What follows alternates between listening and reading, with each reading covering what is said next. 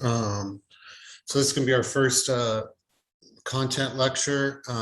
Today I'm going to give you basically the whole history of human beings and related species up until all the way through prehistory. And then we're going to talk about the advent of sedentary agriculture.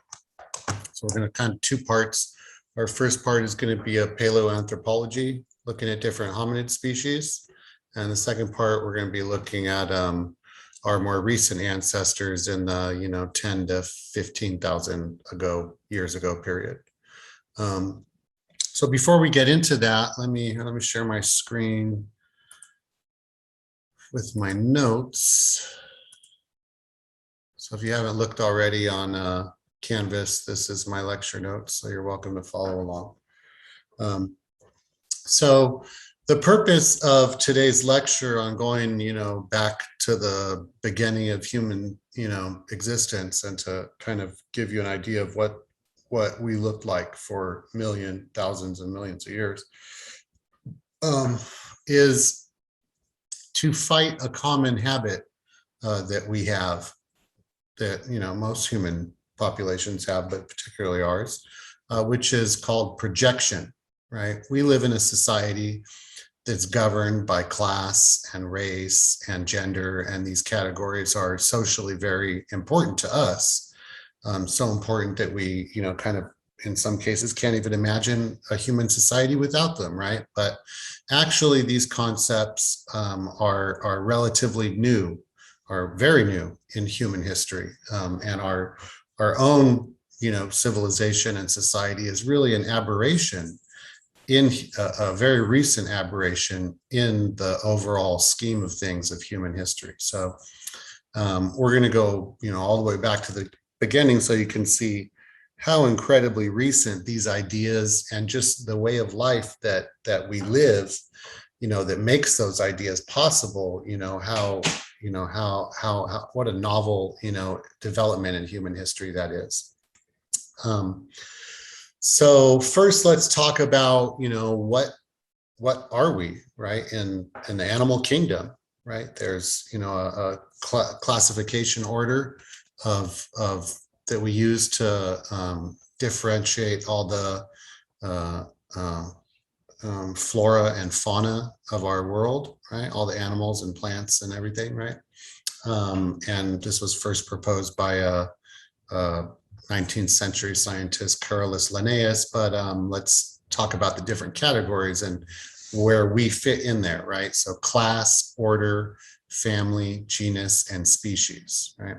So first, what's our class? What are we? What's the big class? The big category, right, is that we're mammals.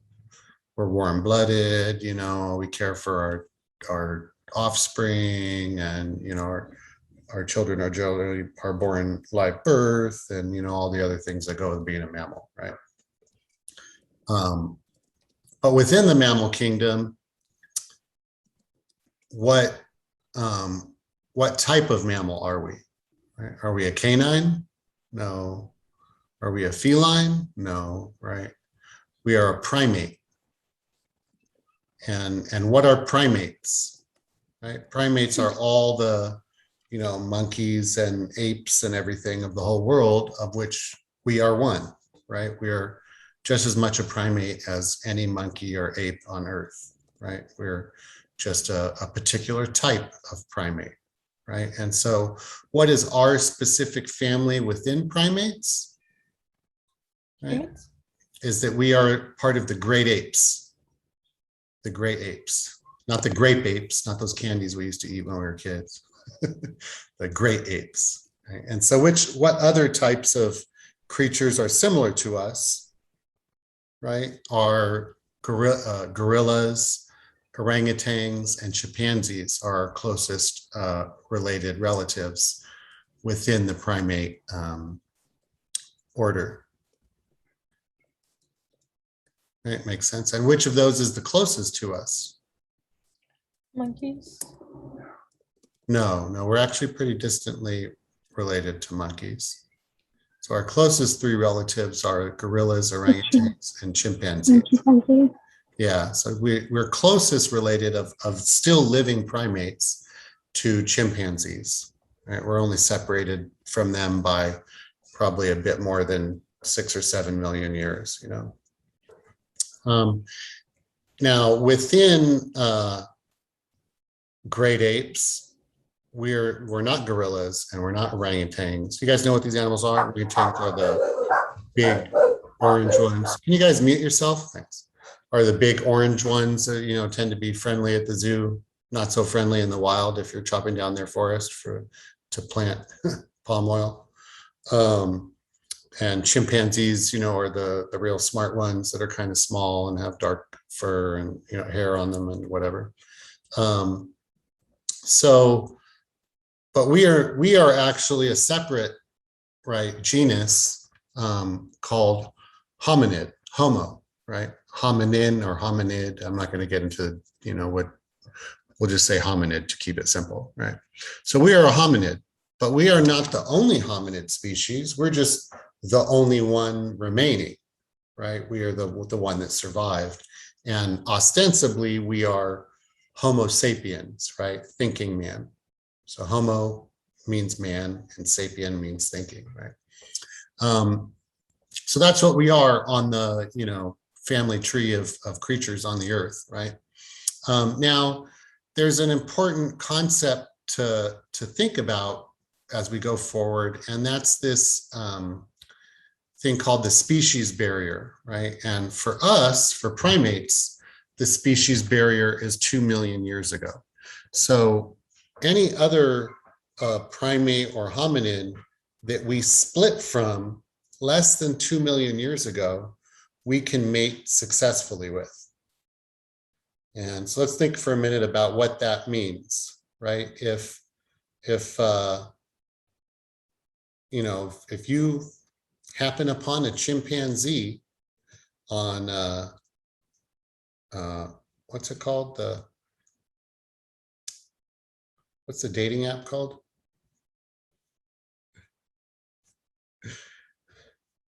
Tinder. If you happen to match with a chimpanzee on Tinder and you decided to meet up and have a Netflix and chill, right? And you know, I would highly not suggest trying to mate with a chimpanzee. They are very strong. They will fuck you up, pull your arms out of the sockets and everything. But God forbid you attempted this and pulled it off. You know, doesn't matter on which end. What's going to happen is what's going to come out of the chimpanzee or going to come out of you, depending on, you know, which party to the affair you are. Nothing, right? Nothing's going to come out. We're so far distantly, we split off from chimpanzees well more than 2 million years ago. So there's, you know, no chance that, you know, we're going to produce an ape man or anything like that. It's impossible, right? But let's think about some other animals, right, that maybe are closer to that barrier within their own order. How about what happens when you mate a horse and a donkey? Anybody know? What do you get? You get a mule? A mule, correct, right.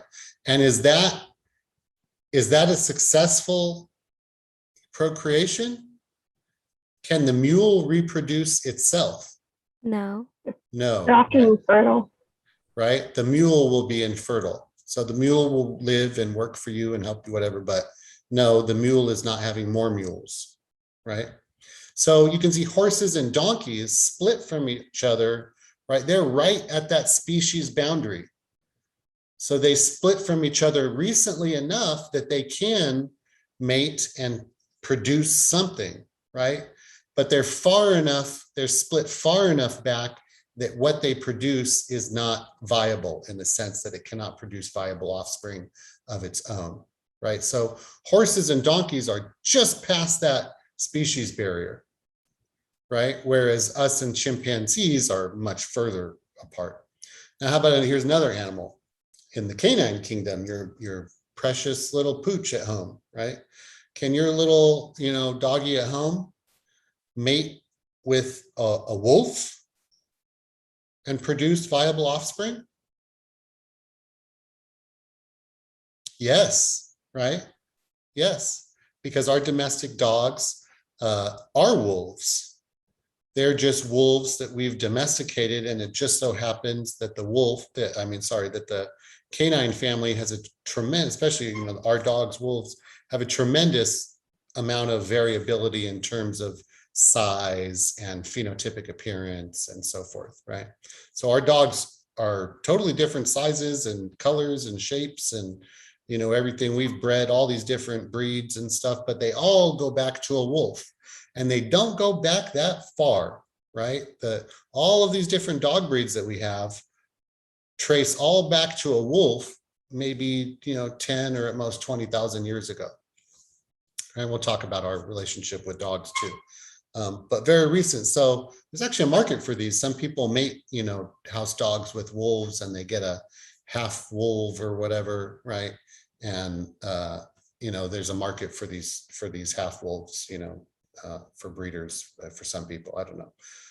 And then there's dog species that kind of look like a wolf still, like huskies, right? They look pretty close to a wolf, maybe not quite as big and, but anyways, so it's something to think about as we talk about these different hominid species, right? If the species barrier for primates is 2 million years ago, that means any of these hominid species that we talk about that have existed while we've been, I should say, while Homo sapiens have been walking the earth, right? That they existed at the same time and they split off from each other less than 2 million years ago, then what? Homo sapiens would have been able, and certainly did, mate with them and produce viable offspring, right? So let's start going through these different hominid species, going back to some of the early finds. I'm not going to, paleoanthropology, there are so many samples and so many species, I can't keep track, but it's not my, my field of specialization, though I do know quite a bit about it. So I'm going to go through the major hominid species, right? So let's start off with, there's two really old specimens, Toumai and Lucy. So we'll just say Toumai. And I think there's been other physical specimens of this creature found. And so they think that, but Toumai is, kind of one of the big, more famous ones, the oldest hominid we found, right? And mostly from a skull that was found in Africa, that was misshapen and then taken out of the dirt and cleaned over many years and assembled. And so they have a good idea of what this creature's head looked like, and they have a good educated guess of what the body looked like. I think some of the other samples may have included body parts too. So these creatures were smaller than us, right? More or less covered in hair, like like a chimpanzee would be, and had a head that was much closer to a chimpanzee than to us. So let me share a picture of this little fella right here. So this is a recreation, an artist's rendition of what Toumai would have looked like, right? But what is it that makes this a hominid, right? Why is this creature related to us? Because it walked on 2 legs, right? So this is one of the first creatures that we know of that walked on 2 legs as a primary form of locomotion. Did not reach down and use its hands to get along and then just stand upright sometimes, but was walking around upright most of the time. Probably spent some time in the trees as well, had longer arms than us, and had adaptations that chimpanzees have that make it easier for them to climb and swing around in trees and stuff. So this animal probably did both, but when it was on the ground, unlike chimpanzees, it was walking straight up. Right. But looking at this creature, which I think they say probably stood around 3 feet tall, would you think that this was a human if you passed this little buddy on the street, dressed up in a nice little Sunday outfit? No, right? You would think, what the fuck is this chimpanzee, or did something escape from the zoo, or you know what I mean? Right? That's probably what you would think. Okay, no? So 7 million years, plus or minus ago. Next up, we have Australopithecus afarensis, and there's a related, probably the same thing, Sediba. So Australopithecus afarensis simply means, a creature of the global south that was found in Africa. Like Australia, right? Australia is in the global south, so that's what it means. So this creature was certainly upright and was running and hunting and sweating, right? And this is maybe, or I should say, almost certainly was the type of hunter-gatherer that we became, right? And so what's important about that? Let's think for a second, why do we even walk upright in the first place? How many other animals out there can you think of that walk on two legs as a primary form of locomotion? Can you think of any? Chickens. But in the mammal kingdom, can you think of any? Right? There's some animals that maybe for a short period can get up on their hind legs, maybe even your dog, but they're pretty clumsy, and it's, when they get around, they move around on four legs. Chimpanzees too, right? You ever seen chimpanzees walking through the forest? They are using their hands and their feet, right? So this is a very unique adaptation that we have, right? And so where did it come from? We also have, and what's the purpose of it, right? What advantage did it confer upon us? We also have another, maybe not quite so obvious, but really important advantage over any other mammal, right? Is that we sweat. Now you guys probably think, sweat is gross, especially if it's someone else's sweat, right? And it smells bad, and actually sweat doesn't smell at all coming out of your pores, right? It's something else that causes you to emit a certain odor, which can be attractive if it's someone that you like.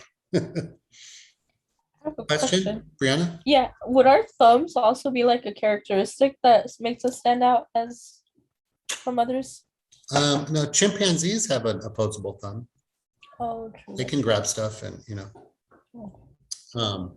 so but the upright, the ability to walk and run upright and sweating are really important adaptations, and this is why. The paleoanthropologists who do this type of work, there's I can't remember his last name. His first name I think is Daniel.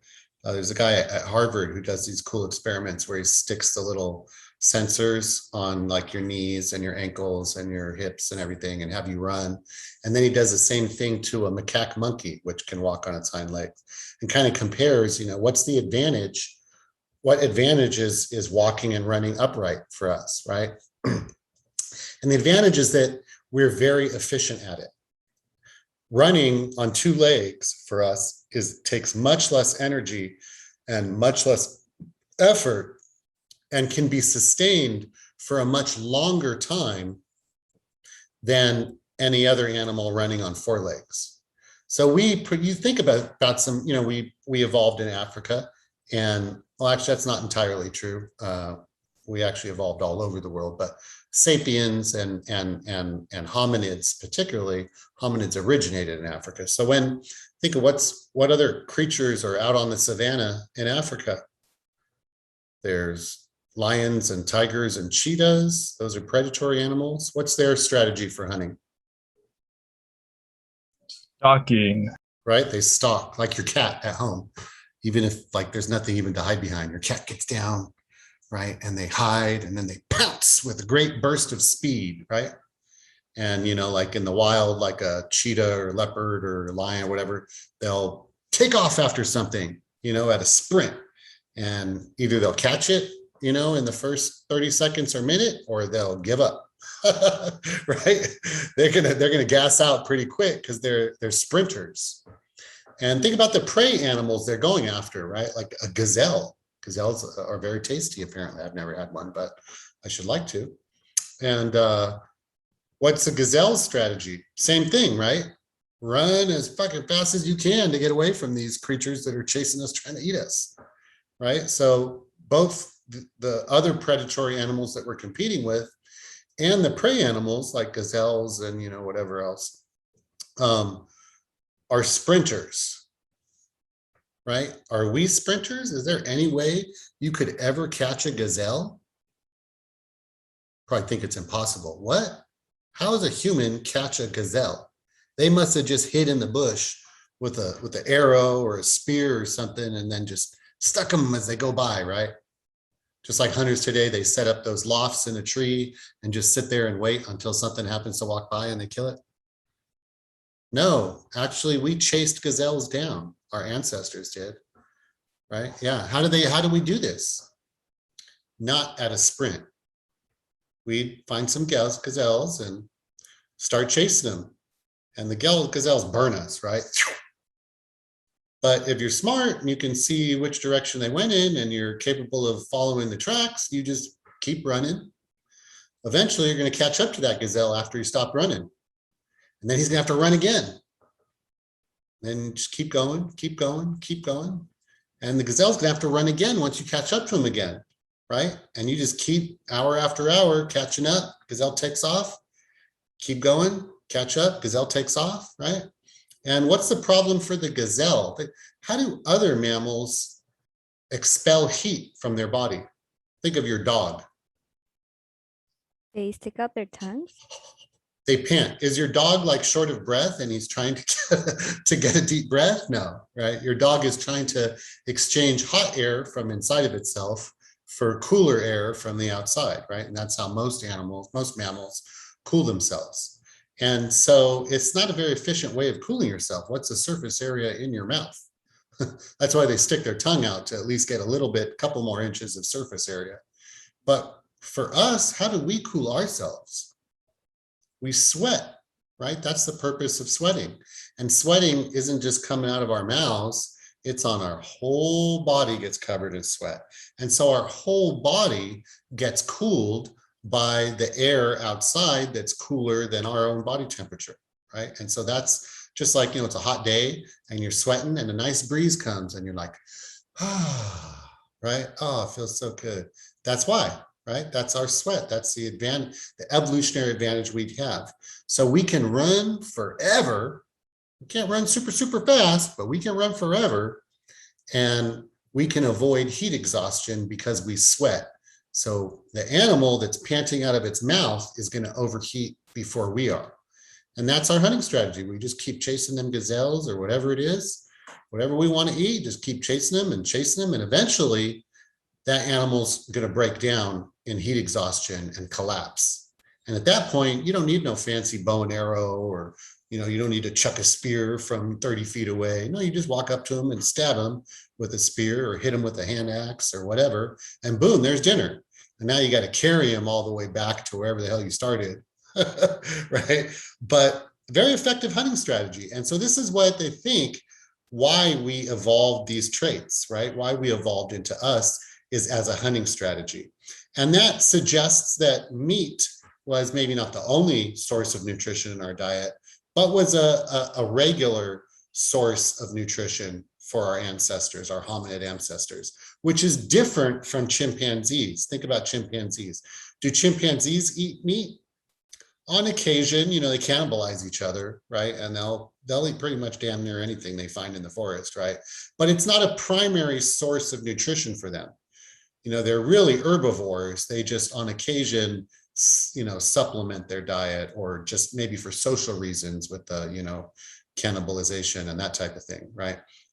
But for us, meat is a primary food source, right? And for some human populations has been a, you know, sole food source. So there's human populations that have, you know, had much less access to, you know, to plants, edible plants and so forth, depending on environment, of course. So those are ancestors that evolved in Africa, like this Australopithecus, right? Were eating a wide variety of things, pretty much anything that could be eaten, you know, plants and fruits and vegetables and grains or whatever they could get their hands on, and meat of every different possible kind. Any creature that you run into and you run after, eventually it's going to get tired and collapse and you're going to have dinner right there, right?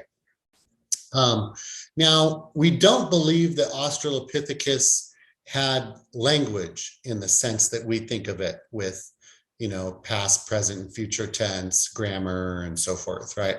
They may have been able to communicate verbally in some way. You know, I mean, think of dolphins have a very sophisticated method of communicating with one another by sound. And so it's possible that Australopithecus, same thing. But we don't think that they really, you know, had the full kind of language capacity that we have. Let me share a picture here of, can you see that? Do you guys see the picture of Tumai again?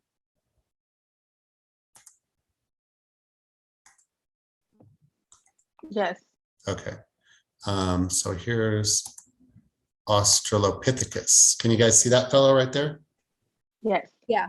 Yes. So this is Australopithecus. Again, if you saw this fellow walking down the street with a hoodie and a baseball cap on, would you think that was a person? Probably not. Again, you'd be like, oh shit, something escaped from this. Wait, what the hell is that? What is this, Planet of the Apes or some shit? Right. Actually, when they started finding these things, that's when that whole, not the recent Planet of the Apes movies, but the old ones, right? That's where the idea for this movie came from. What if these things took over? Oh my God, right? What would it be like? So anyways, so this is, you know, nowhere near as big as us. You know, the males were 4, you know, maybe 5 feet at the most, you know, 4.5 feet, something like that. The female is probably a bit smaller. And this thing walked the earth from about 2 to 4 million years ago, we'll say roughly, right? Let me go back to my notes. Professor, I don't mean to stop you right there, but so this creature right here mated with, like, it was a chimpanzee and a human. This is our ancestor, right? So did Okay, so this that was even creature, before us then. what's that? That's before us. Yeah, we do not overlap. So this is Okay. 2 to 4 million years ago. Let me put my notes back up there. See right here, MYA means million years ago, KYA means 1,000 years ago. So this is 4 to 2 million years ago. You know, sapiens did not exist at that time. So this is not a species that we overlap with, right?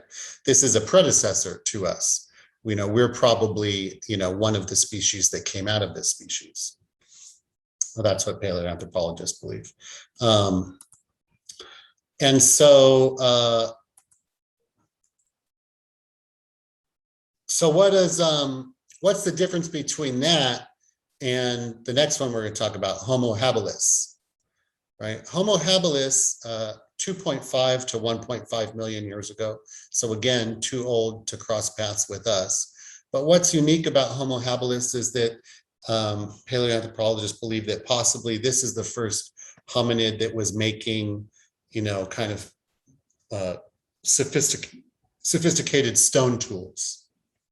I got a picture of that one too. Can you see it? No? No. Oh, I need to share the wrong screen. So. Can you see it? It's still, oh no, yeah. Yes. So if you cross paths with that guy at the beach, would you think that was a human? Again, probably not, right? You can see the face is much, you know, is much closer to other primates, small brain case, unlike myself, short forehead. I have a tall forehead. He has a short forehead. Maybe we can meet in the middle and be happy. You know, protruding mandible, right? The lower part of the face is much further forward than with us, right? So this is, you know, you're not going to mistake this for, you know, for another person. But this is not that far removed from us, you know, it's like 2 million years ago, right? So Homo habilis, and the thing with that is the stone tools, right? Next up is a more direct descendant of ours, and one that we almost, I shouldn't say almost, that we certainly did overlap with. So this is about 2 million years ago to about 100,000 years ago. These things kind of stopped. We stopped finding them at about 100,000 years ago, something like that. You guys can see that guy, right? How about him? Does that look like a person? If you saw him somewhere at a concert with a t-shirt on, and does this guy look, a hell of a lot, different from, say, I don't know, Aboriginal Australians or, native people of Papua New Guinea, perhaps? Would you freak out and be like, something escaped from the zoo? I mean, your aesthetic preference of whether you find this individual attractive or not, but this is, you cross paths with this guy on the street, are you going to call 911? No, you're probably just going to be like, oh, that's kind of a, funny looking fellow, whatever. Maybe they find them appealing. Hey, I've never seen someone who looks quite like that. What's up, buddy?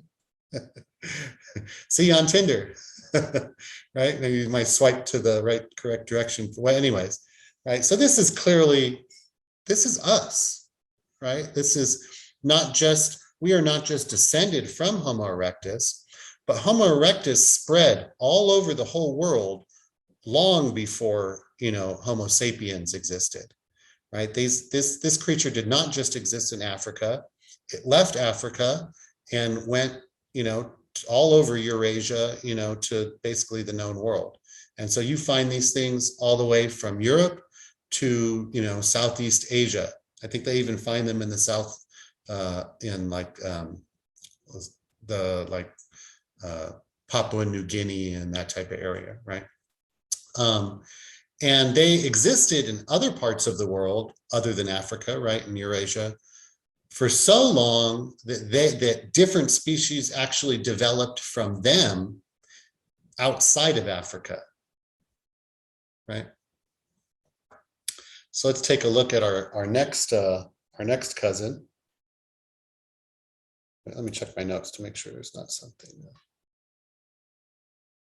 And as far as our relations go, right?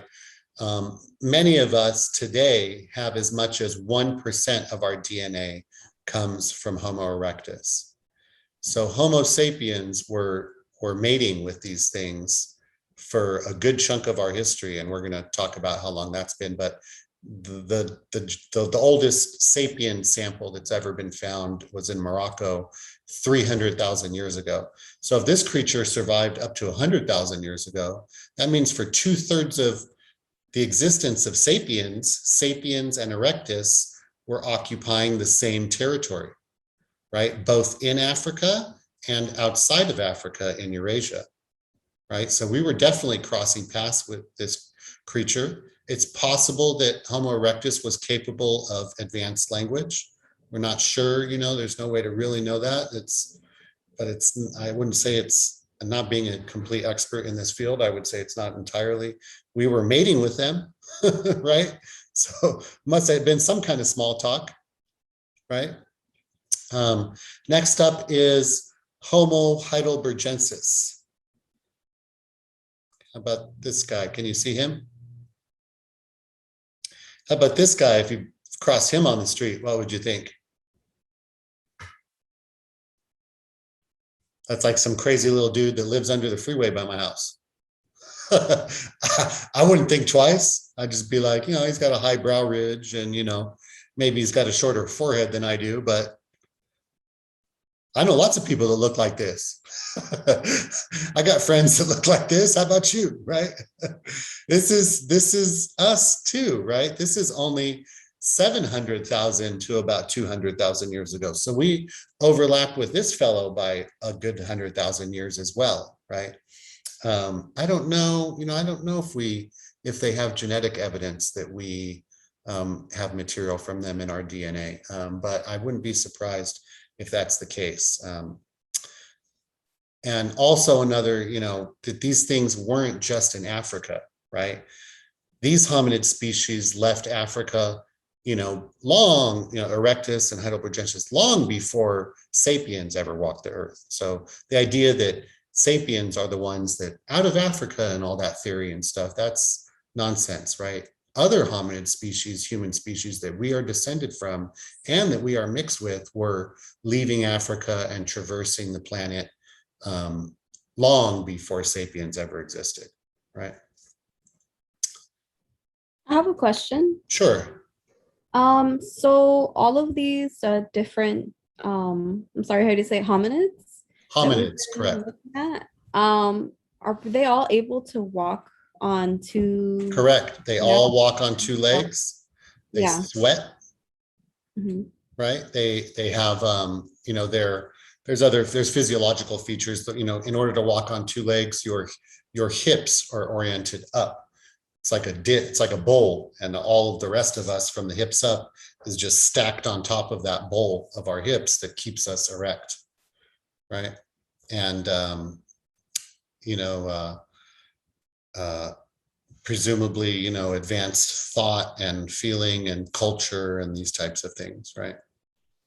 Now, it's possible that Homo heidelbergensis evolved outside of Africa. Sorry, you know what the dates let me give you the dates as 800 to 100,000 years ago. So we probably overlapped with this guy for a long time. We found specimens in Germany and Spain, right, in Europe. So it's possible that this is one of those species that Erectus left Africa, went to other places in the world, and then new hominid species evolved from the Erectus that had left Africa, right? And so it's possible that this creature didn't leave Africa, but that it evolved outside of Africa, right? Now, this could also be this could be like the link between us and Erectus. I don't know if these things are really determined in stone. And certainly, as we're going to be talking about, there's a whole lot of hominid species that we have not found physical specimens of. So paleoanthropology is just a fascinating field. And there's a lot more that we don't know than that we do know, right? So next up is one that you're probably most familiar with, right? What's the other hominid species you've probably heard of is Homo neanderthalis, right? So I got a picture of that guy too. Here we go. Is that a person? You cross paths with him at a Rams game. I don't suggest starting a fight with them because these guys were a lot bigger and stronger than we are, right? But is this not a person? Would you call the zoo and be like, I think something got away? No, you would, if you saw this guy at the bar, he'd probably be one of my friends. I have a lot of friends that are probably not too different from this guy. Go to any bar in Maywood or Pico, and you will find my friends who look like this. I don't know what they put in the water down there. People in Southeast are just big. I'm like 6 foot, 200 pounds, and I'm a shrimp compared to all my friends down there. So maybe not an accident, because we're actually pretty closely related with Neanderthals, right? As much as 4 or maybe 5% of our DNA, not all of us, mostly people who are not from sub-Saharan Africa, right, have Neanderthal DNA up to 4 or 5%. Now that doesn't sound like a lot, right? But keep in mind, we're only separated from chimpanzees by about 2%, right? So we share a lot of genetic material with these creatures, right? And furthermore, geneticists believe that as much as 20% of the genetic variability in the entire Neanderthal population is still preserved in our DNA, right? So we shouldn't be talking about when we found Neanderthals, because we are Neanderthals. Now, let's think for a minute about why. Now, these creatures are mostly found in the Middle East and Europe, right? We don't really find these in East Asia or, Papua New Guinea, anything like Australia, none of that, right? Clearly, these creatures evolved from Erectus, if not from Heidelbergensis,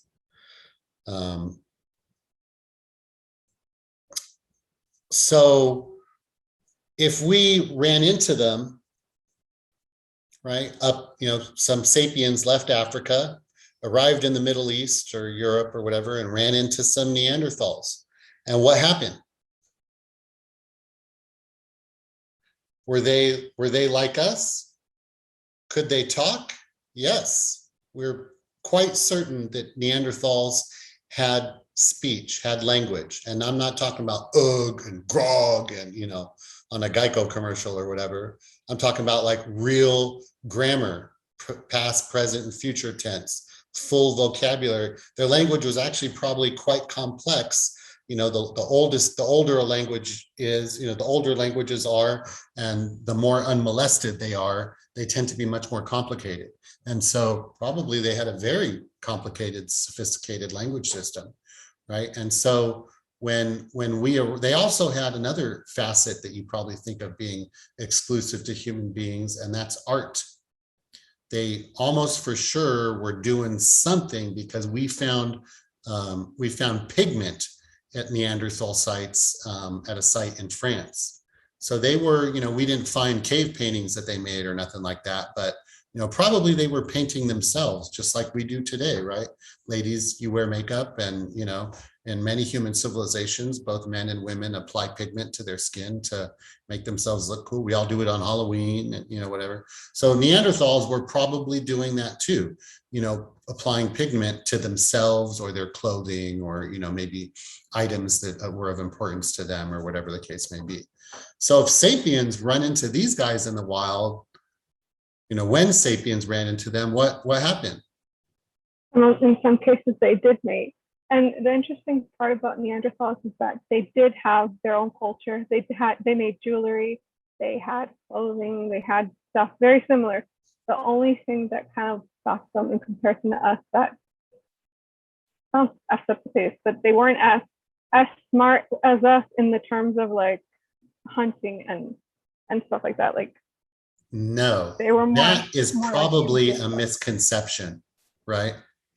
Neanderthals were smart, very smart. I mean, they were very smart, but there's like really there's probably no cognitive difference, no appreciable cognitive difference between them and sapiens. And we shouldn't say them and us, because we are them. We are. So if you think that you're stupid, then you think that Neanderthals were stupid.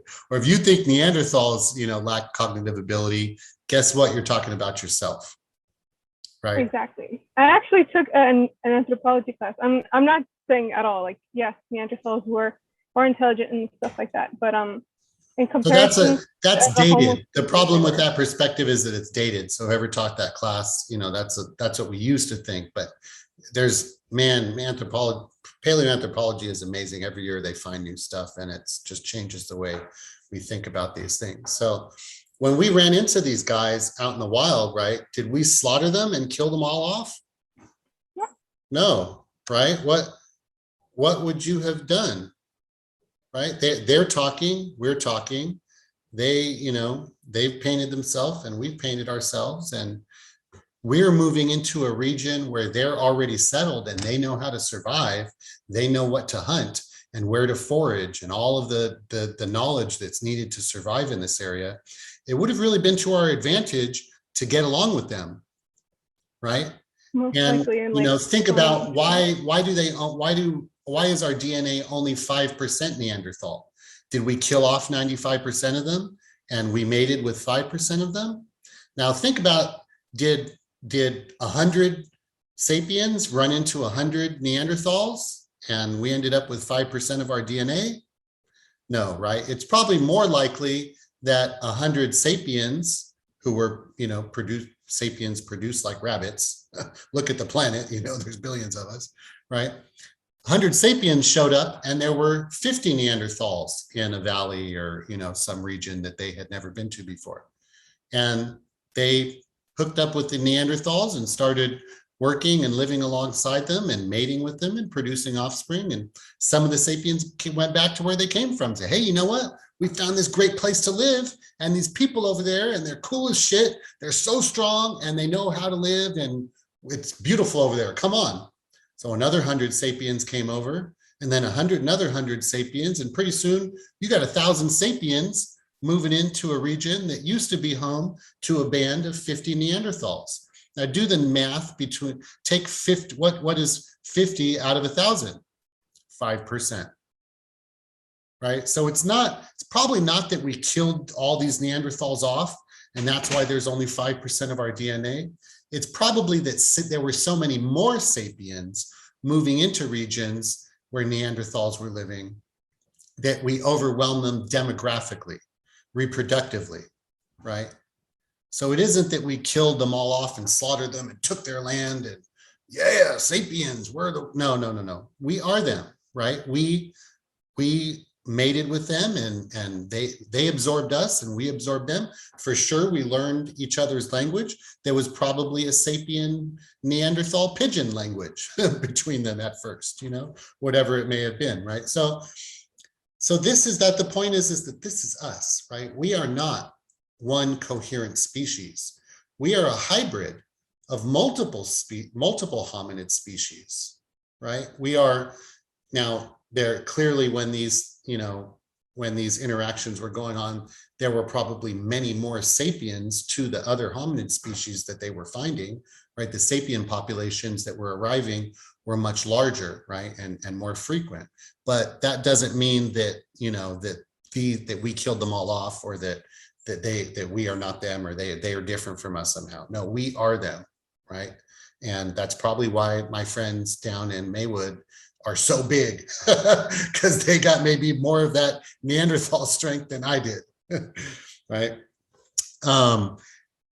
So there's another species that's been recently discovered in the last, I don't know, let's say 10 years, that was contemporary to Neanderthals, and maybe the way of thinking is a cousin, because they probably both evolved outside of Africa from Homo erectus, or perhaps Heidelbergensis, or maybe there's another intermediate species that we have not found a physical specimen of. And that is Homo denisovans. So I'm afraid I don't have a picture of the Denisovan,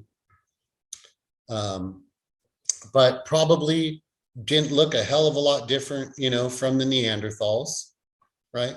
That's another thing to point out. What's different about that picture of our Neanderthal from all of the other pictures I showed before? More human-like characteristics. Homo sapiens. How about the skin pigment? More brown. That's the first one. That's the skin is pigmented much less, right? Much less melanin in the Neanderthal skin compared to Homo erectus and all the rest of them, right? So this is Neanderthals, and probably Denisovans were not dark-skinned hominids. Now, why do most hominids have dark skin?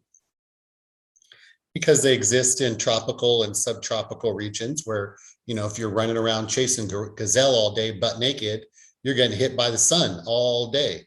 And having a lot of melanin in your skin protects your skin from damage from the sun, right? And so it's a huge advantage in regions where you're getting a lot of sun to be dark pigmented. But, and you know, COVID unfortunately has exposed this. It's a tremendous disadvantage to be dark-skinned in high latitudes where there's relatively little sun exposure. And why is that?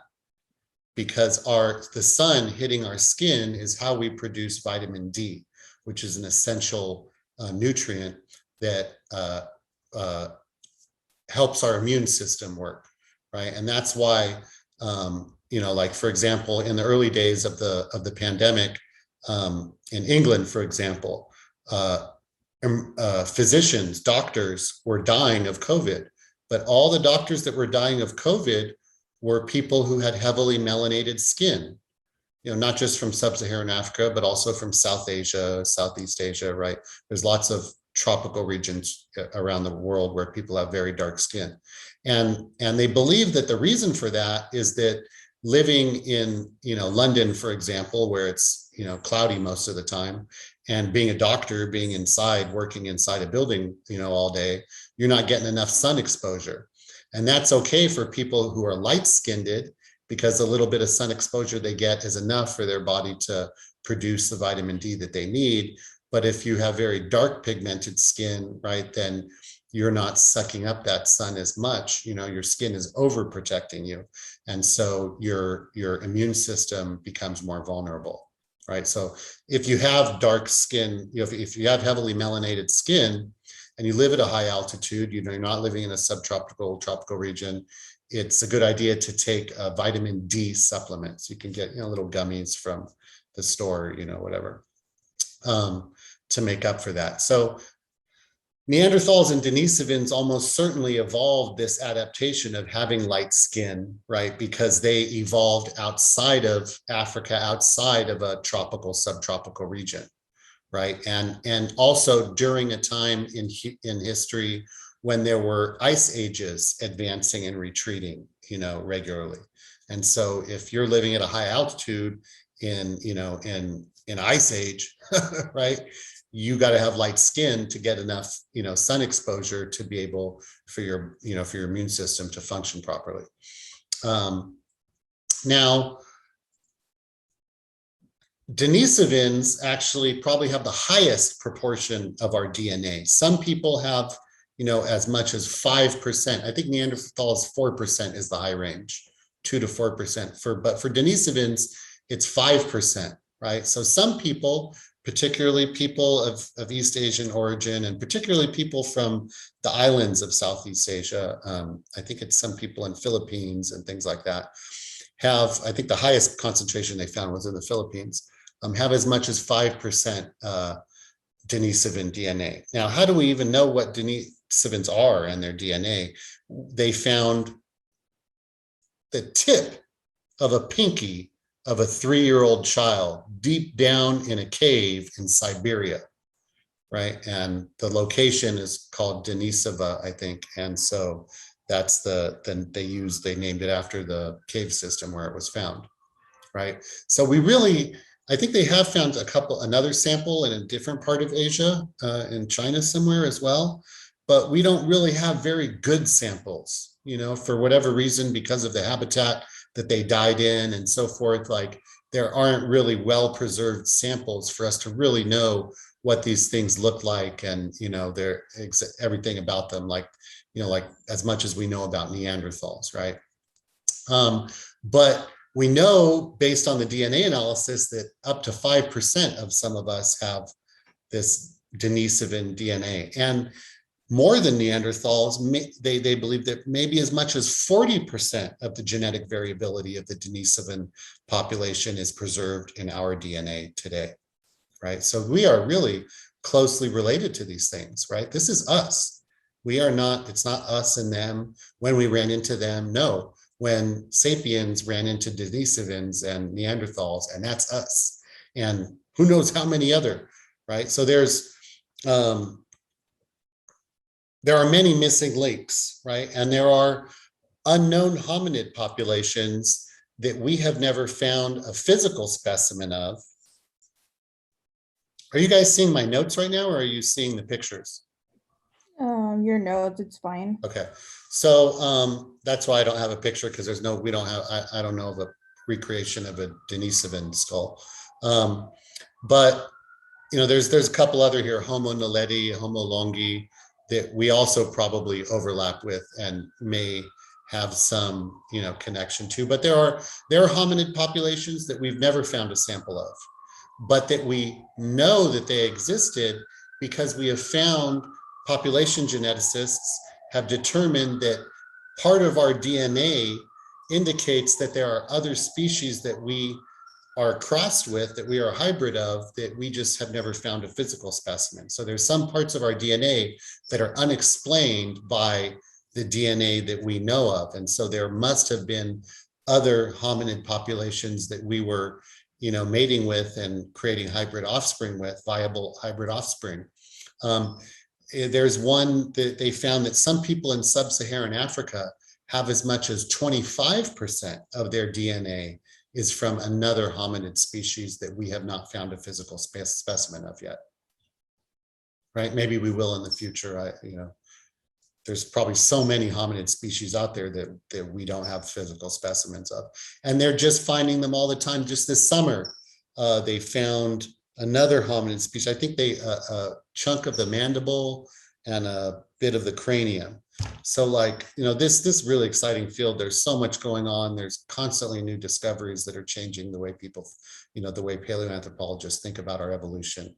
But now that we're down to Homo sapiens, right? Homo sapiens, for a long time, we thought that sapiens only existed for 200,000 years. The oldest specimens had been found in Ethiopia and were dated at 160 and 195,000 years ago. But recently, a specimen was found all the way in Morocco on the other side of Africa, right? That's been dated to around 300,000 years ago. So sapiens were, all that business about the cradle of humanity and stuff, like these things were all over. If you're running on two legs, you ain't staying in the same place, right? You're covering a lot of ground in short time. So, invariably in the future, we're going to find more sapien samples, and maybe they'll go even further back than 300,000 years. So basically, the moral of the story is that we are not a single species, right? We are a hybrid of at least half a dozen or more hominid species, right? Maybe more that we don't even know about yet, and that we're going to find out in the coming years. Right. So part of the reason I do this lecture to start is to start thinking about the race concept that we're going to get into in a few weeks, right? How can we be discrete races? How can there be such a thing as discrete biological races if we're not even a discrete species? Right? Just the concept of people being divided into discrete racial categories, like we're not even a discrete species. We're a hybrid of over half a dozen species, right? So the idea that, the race idea is we're going to be getting into that, is very problematic. And this is kind of the foundation of making you realize that over the course of this class. Now, there's this issue of, this debate. It's still a debate out, I'm giving you my perspective, but there are people who, think that we slaughtered all the other hominid species and killed them all, right? And that we were, always violent and warlike, and interpersonal and group violence, was endemic to our existence, right? And I disagree with that. And there are, many paleoanthropologists who disagree with that. And so the evidence for us being, violent and warlike are wounds that have been found on sapien and also on Neanderthal specimens, right? And so there's this paper that came out last year that I vehemently disagree with, that kind of cataloged all the wounds. They found this specimen with an arrow stuck in its ass, and then this other one with a wound from a hand axe, and so on and so forth, right? And we found all these specimens that have wounds on them, therefore people must have been attacking and killing and wounding, and violence is endemic to the human existence, right? But there's a couple of problems with that argument. Number one, we really don't know the circumstances of how these wounds were, received. Was someone fighting over, the amorous attention of was it a battle over, mating possibilities, or, just like happens at any bar in the city, at any game, oh, I was talking to her. No, right? Does this specimen have an arrow in its ass because someone was chasing him and tried to kill him and shot him with the arrow? Or was this like, Dick Cheney's ancestors on a hunt? Someone got shot that it wasn't supposed to be. I don't know if you guys are old enough to remember that, but George Bush's vice president, Dick Cheney, went on a hunting expedition when they were president and vice president, and accidentally shot one of his friends full of birdshot with the shotgun. Yeah, maybe you guys aren't old enough to remember that, but his comedy from back in the day. So maybe the our ancestors were chasing stuff and shooting arrows, and somebody got in the way and caught an arrow that wasn't meant for them. Point is, we don't know what the circumstances were and how regular an occurrence violence was in the lives of our ancestors, both sapien, Neanderthal, Denisovan, and otherwise, right? But I'll tell you what we don't find. We don't find artistic evidence of interpersonal violence in human populations at this time, right? Now, we have some really old cave art, right? We got cave art going back 30, 40,000 years, right? Created by us. And what is the content of this cave art? Anybody ever seen it? We got cave and rock art all over the world created by us, by our ancestors. And what was the content? What were they painting? Clearly, if you're going to paint something on a cave for it to last for 30, 40,000 years, you're going to paint what's of dire importance, central importance in your own life, right? And what is that? What were they painting? I remember way back seeing like animal paintings. I feel like those were big. Right? Most of what we see are animal figures. And what type of animals? Animals that humans in whatever context or climate would have encountered and would have been hunting, right? Would have been depending on for their nourishment and existence, right? So it makes a lot of sense that they're painting pictures of these prey animals, because these are the most important thing in their life, is being able to catch and kill these things to be able to feed yourself, right? We don't, however, find any depictions of interpersonal violence.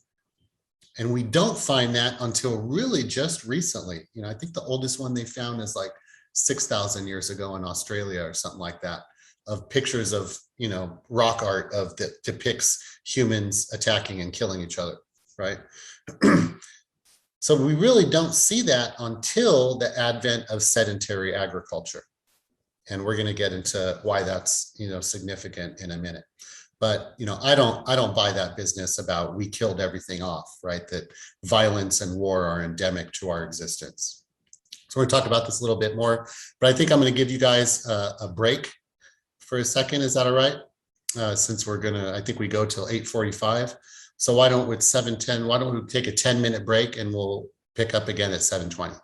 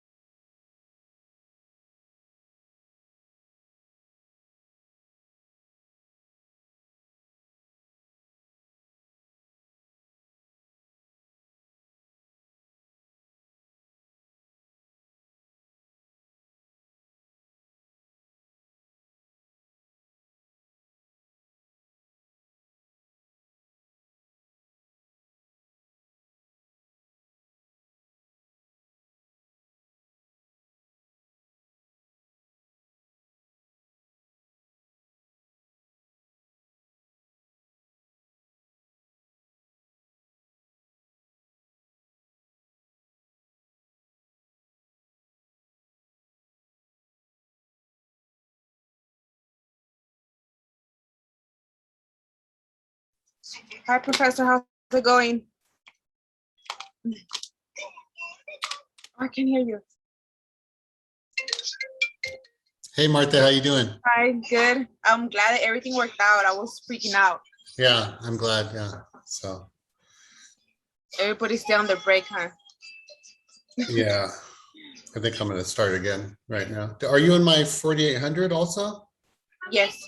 Okay. There's so many people in that class, I don't even see anyone. Yeah, I know. That's what one of the ladies that was helping me get the information was telling me. Uh-huh. So that you have a booked class. You have a lot of students. Yeah. Put this in the plate and wash it. So I'm real popular on Rate My Professor. I noticed that. That's cool though. All right, guys. So let's. I appreciate if you guys can turn your cameras on, if at all possible, as long as you're decent. So let's get back in. Why don't I share my screen again? So let's talk about ice ages, right? Over the last 2.5 million years, up until about 10,000 years ago, there were regularly alternating ice ages of, receding and advancing ice shelves that would stretch down from the poles or up, depending on which hemisphere you're in. And so the climate change that resulted from these recurring ice ages pressured human populations, hominid populations of all kinds, right? And paleoanthropologists believe that the pressures brought about by these climate changes is what forced our evolution in order for us to adapt to new environments and new strategies for surviving in environments that were changing and being forced to migrate because of environmental changes that were occurring.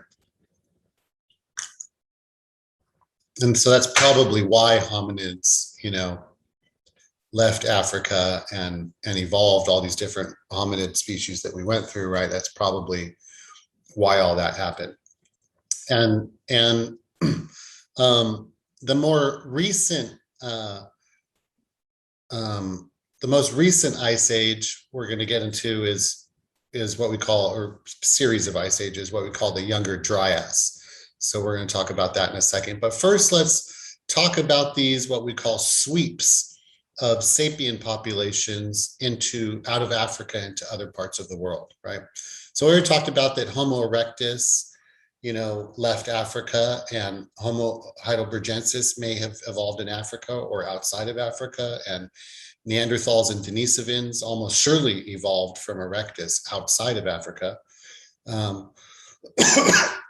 So it's it ain't nothing new that sapiens up in, left Africa too, right? There, people are going in every direction, chasing animals and, migrating with the seasons and climate change and so on and so forth, right? So where do we find the first evidence of sapiens in other parts of the world? The oldest ones that have been found in China, actually. It's dated between 80 and 120,000 years ago. So just to make it easy, we'll average that and say 100,000 years ago. So over 100,000 years ago, right, sapiens were leaving Africa and going to other parts of the world, all the way up in China, right? If they can get all the way there, they're going, and they're running into what? Other hominid populations, just like we talked about, right? Two of the, now that sapien population in China no longer exists. It's been wiped out by successive, or we should say maybe assimilated into the genetic material of consecutive sweeps after they arrived, right? So many other, it's not like one group of people left Africa and then they split ways and went in two different directions. And no, people are sweeping in one direction and people are sweeping back into Africa, right? So every generation, statistically, there's a 10% exchange between neighboring human populations in every direction, right? So if you move, 10 miles or 100 miles down the road, the next generation is going to be 10% both in the next further and in the area that they just left, right? So we're going in both directions at all times as we're spreading through the world. Now, the oldest modern populations we know of that we found evidence of, and that their direct descendants are still here in the same area, right? There's 3 of them, but 2 outside of Africa. Papua New Guinea. Anybody familiar with the native people of Papua New Guinea?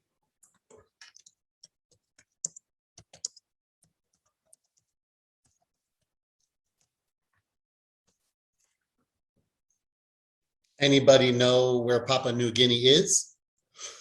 At least? No? So Papua New Guinea is, maybe I should just, here, let me give you a map here so you can orient yourself.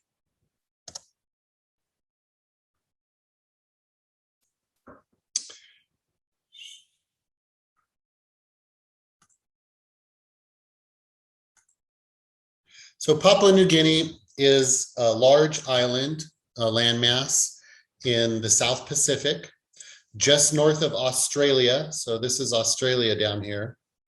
Over here is Indonesia, right? We have Thailand up here and the Philippines up here.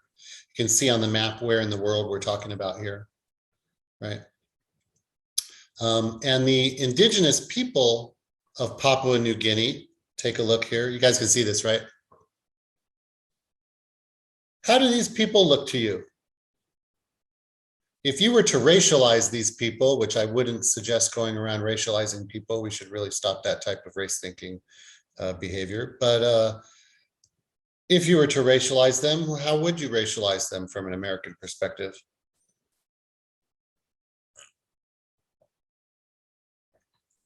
Are they white? Are they black? Are they Asian? Ruth? Black. You would say they're black. From an American perspective, certainly, Correct. phenotypically in terms of how they look, right? Most Americans would say they're black, but we're in Asia here. We're like past Asia in the, in the islands of Asia. What are these quote unquote black people doing all the way out there, right? Well, and then also think of the Aboriginal people of Australia is the other one, right? How do you guys know how they look, right? Should I put that one?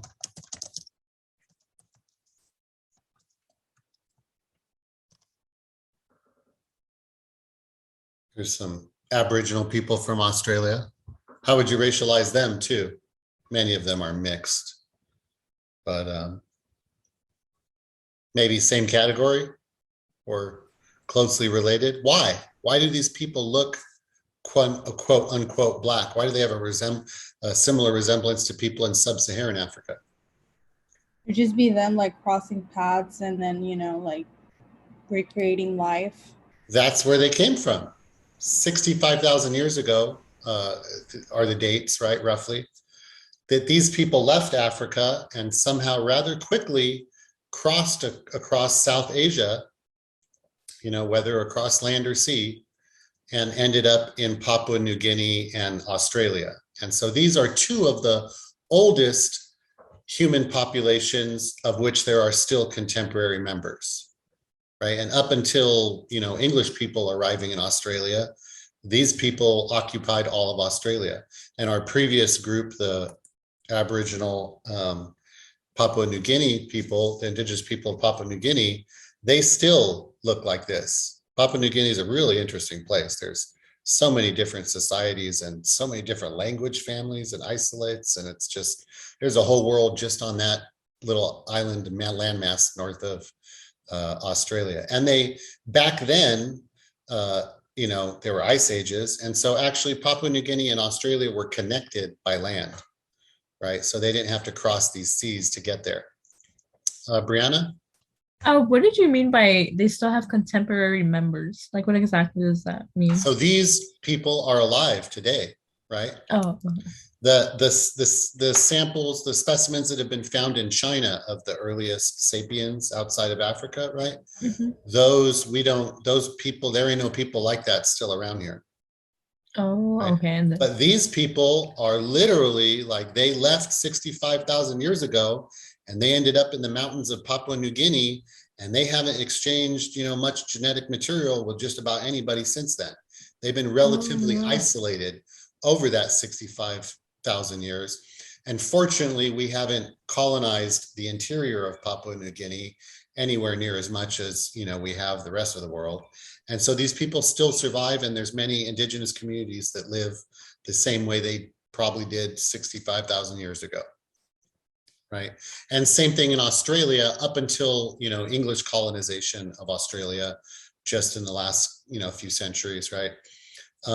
Aboriginal Australians were isolated from all other human populations for a very, very long time, 65,000 years, maybe 70,000 years, something like that, right? Now there's a third. Anybody have a wild guess at what's the third other oldest human population? This one's actually number one, the oldest human population on Earth today that still exists.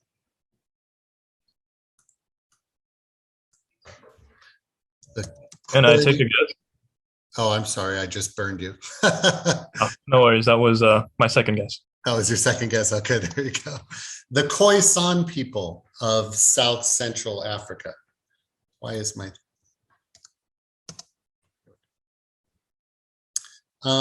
Western audiences know them? Maybe I'm dating myself here, but in the 80s, there was this comedy called The Gods Must Be Crazy that was set in Africa and involved the Bushmen, as they are euphemistically called, the Khoisan people.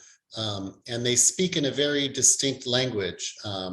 This isn't a linguistics class, but linguistics is very important for things we're going to be talking about. And this is the oldest human population on Earth, and probably their language. Actually, the Khoisan is really three separate language families, but we kind of group it all together because it's so distinct. They have click languages, right? So they don't just make all the sounds that we do in, Indo-European or even, Afro-Asiatic, like in Arabic, and stuff like that. They make, I don't know what they all are. There's a whole bunch of them. There's like, think of how many different sounds of clicks you can make, using your mouth and tongue. There's a lot of them. And those are all fair game for forming words and annotating grammar and tense, future, past, and present, and so forth. Just like in English, we use, we use words that come before or after to indicate that, right? Or in like romantic languages like Spanish, you change the ending of the word to indicate future, past, and present, or to conjugate, single or plural or subject or object or whatever the case is, right? In Khoisan languages, clicks can accomplish the same thing. In like Mandarin and Cantonese, right? It's tones accomplish the same thing, right? So in any case, the click language is a novelty for Westerners, especially, and probably there were a lot of click languages in prehistoric times, right? And this is just what's left of them, right? This one little pocket of human existence in a very inhospitable part of Africa, right? And that's probably why these people still exist. Actually, how would you racialize them if you look at them? Being as that they're in Africa, you would probably say Black, right?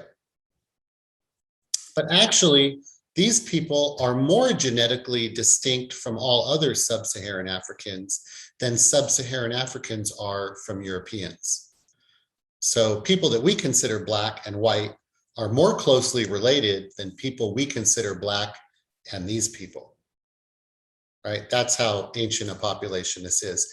And the reason that they still exist is because they live in a very inhospitable area of Africa, and other sapien populations, just kind of went around them because it's not even worth going there because there's very much there to be had, right? So that's why they still exist, now, this population is probably over 100,000 years old. I forgot exactly, but them and their language families live on today, and we're fortunate for that. There's actually only one other click language that's, I think, actually from Australia or something like that, and it's not even, the clicks are never used except when you're referring to your mother-in-law or something. So, but it's linguists believe that in prehistoric times, the languages our ancestors were speaking probably contained all of the range of sounds that our mouths and vocal cords are capable of producing, right?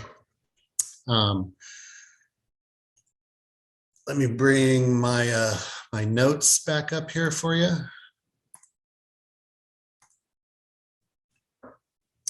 So now, when did sapien populations arrive in North America, right? When did they cross that bridge? The oldest samples we've found now, we used to think it was 15,000 years, but actually now they have samples, they believe it's 30,000 years ago that the first sweep arrived in North America, right? And the first, right? Because there were many sweeps into North America, and there were who knows how many sweeps across Eurasia and back into Africa and back and forth again, like language families, linguistics is really a good way of thinking about where different people are and who's related to whom, right? We use, as Westerners, we use race, right? Because that's what we were brought up with, and we just think this idea has some substance to it. But really, languages is much more, is a much better indication. For example, there are 4 major language families in Africa. The most predominant one, which covers most of, pretty much all of West Africa, most of South Africa, all the way to East Africa, is Niger-Congo. And the biggest subfamily is the Bantu language family. Most Niger-Congo languages and families are found in West Africa and the Sahel.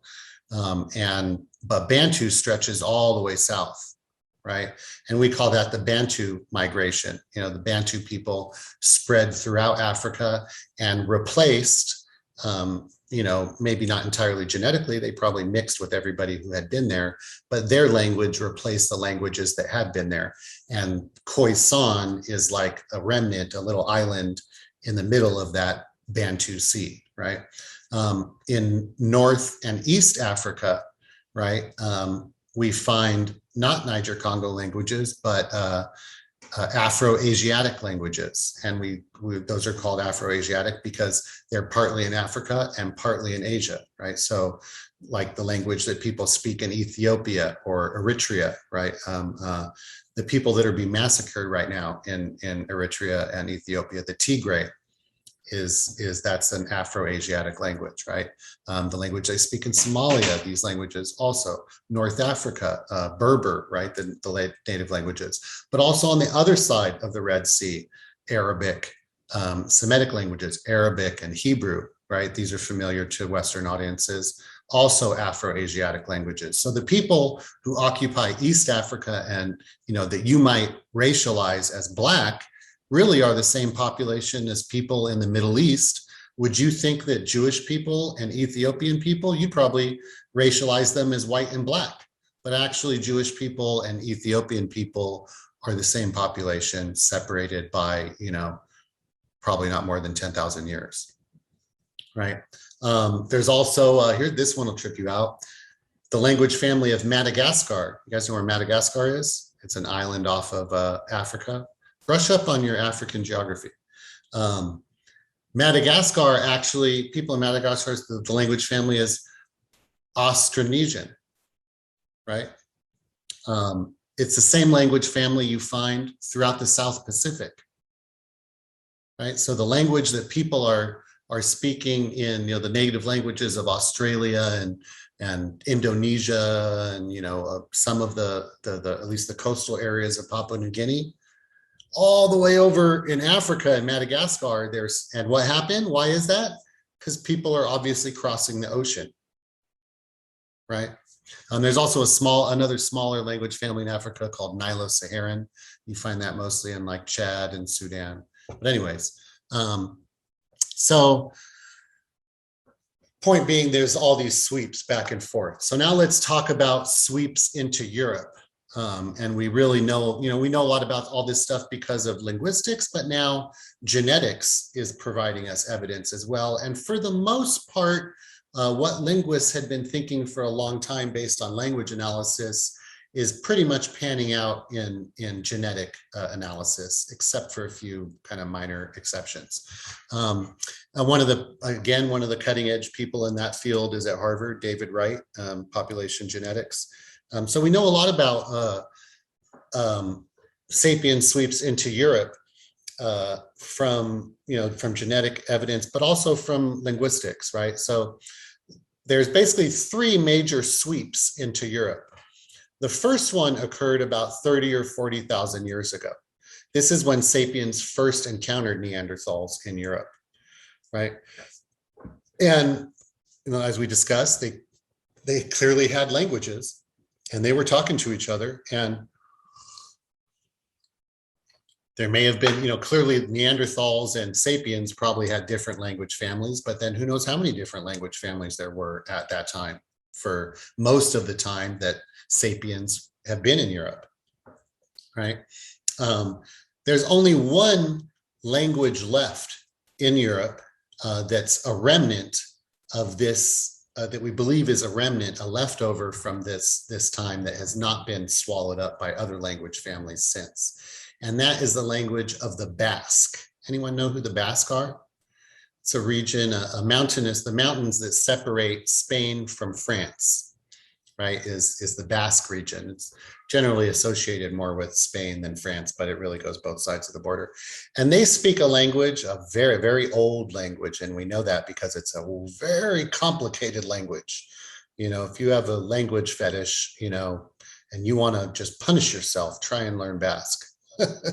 Right? It's if you didn't grow up speaking it as a child, good luck ever being a native speaker. You'll just never quite get the grammar. They also make excellent food. There's actually supposedly a Basque restaurant in Pasadena that just opened. If you Google Basque restaurant Pasadena, you'll find it. The food is really not, I think if Basque people ate there, they'd be like, it's not a Basque restaurant. But anyways, you could try it if you like. They're very, my ex-wife, actually, I was married in grad school to a Spaniard, and her father was from the Basque region. They're very, they got a lot of personality. So anyways, we believe that these are the people, the left of the last survivors, the last of the Mohicans of this first sapien population that arrived in Europe and met up with the Neanderthals and blended one with the other, right? And as it turns out, among the highest percentages of DNA in any human population that has Neanderthal, right, the Basque are right up there, right? So, and that makes perfect sense for everything I just said. Now, another sweep occurred, a totally different new human, sapient population arrived in Europe around 10,000 years ago or so, right? And so there's already sapien, Neanderthal hybrids living there, right? And then more sapiens show up, right? Of totally new people speaking totally new language families, completely different. And this language family is called Tersenian.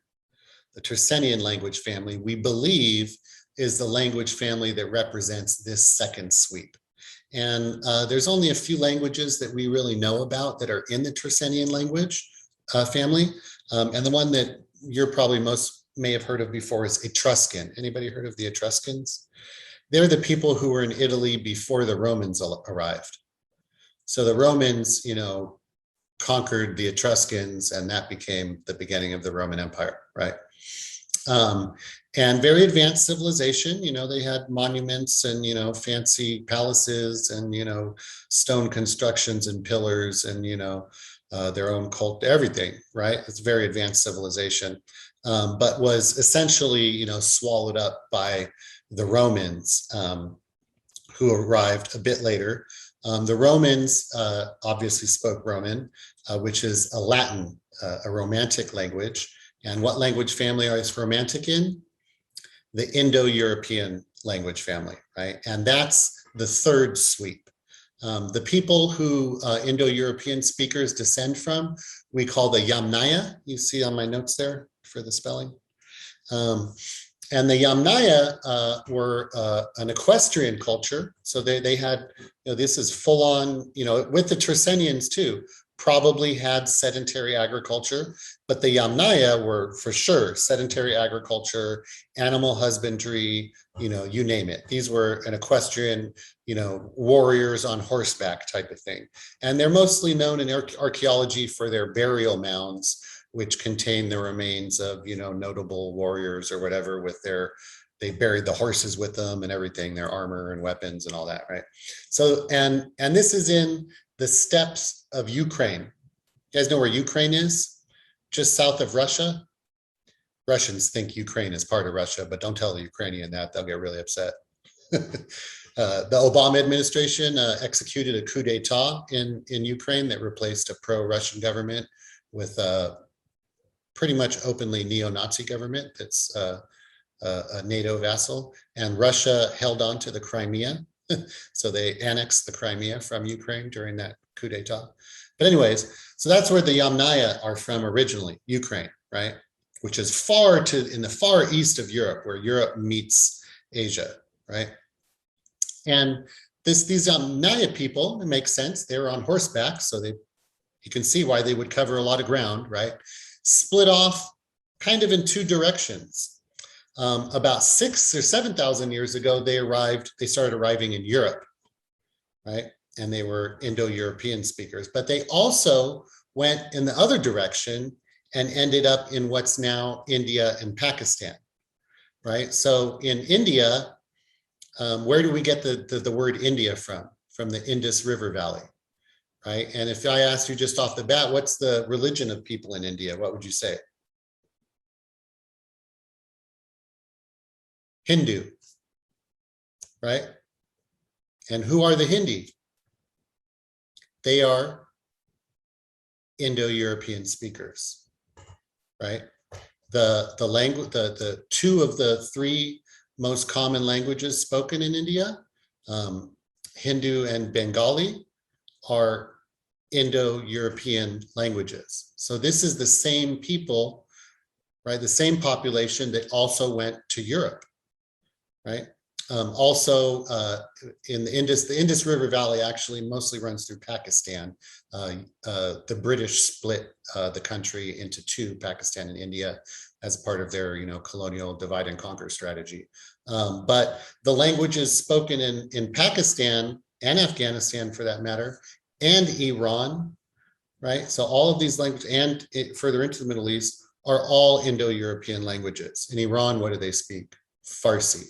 In Pakistan, one of the most common, and Afghanistan, one of the most common languages. The language that the Taliban speaks. You heard about the Taliban recently, right? Pushtun is also, it's actually extremely similar to Farsi. It's just a cousin to Farsi. Also Armenian, like we have a lot of Armenians here in Los Angeles, also an Indo-European language. My father is an ethnic Kurd, or Kurdish, from Iran. Kurdish is also an Indo-European language. So all of these languages in Asia, right, are Indo-European languages. And that means that these Yamnaya people came down into all these regions and mated with and conquered and replaced, you know, the people that were there. And actually it's interesting in genetic analysis has found that in, you know, in India and Pakistan, all these areas, you know, in Asia, it was the men who came. So the genetic material that the Yamnaya left, they certainly left their languages, but the genetic material that was left was almost entirely from men. So they came down, conquered, and, you know, took their wives and whatever, you know, and the modern people of these regions of the world are the descendants of that. Right now, there are still a language family from whoever was in India before that, the Dravidian language family. Example of that you would have heard of, you may have heard of, is Tamil, right? The language, it's in the southern tip of India and Sri Lanka, that island that's off of India. They speak Tamil, and that's Dravidian. That's probably the language family that was all over India before the Yamnaya, the Indo-Europeans arrived, right? And so same thing, they went the other direction into Europe. And so most of the language, you know, families, subfamilies in Europe are Indo-European, right? Latin, Romantic languages. So that's Spanish, Italian, French, Romanian, right? Languages you might be familiar with, maybe not Romanian. Germanic languages, right? German, Danish,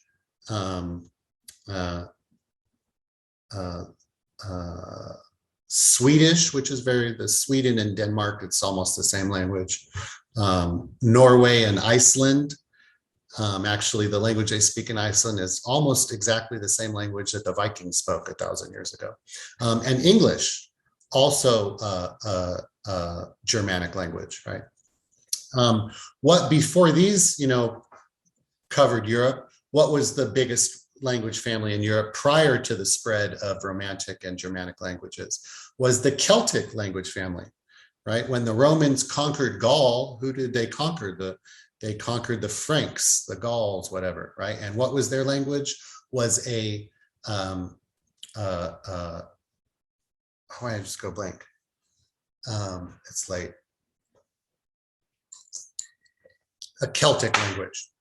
And where do you associate Celtic languages with? Probably in the British Isles, right? Irish and Scottish Pict, that's a Celtic language, right?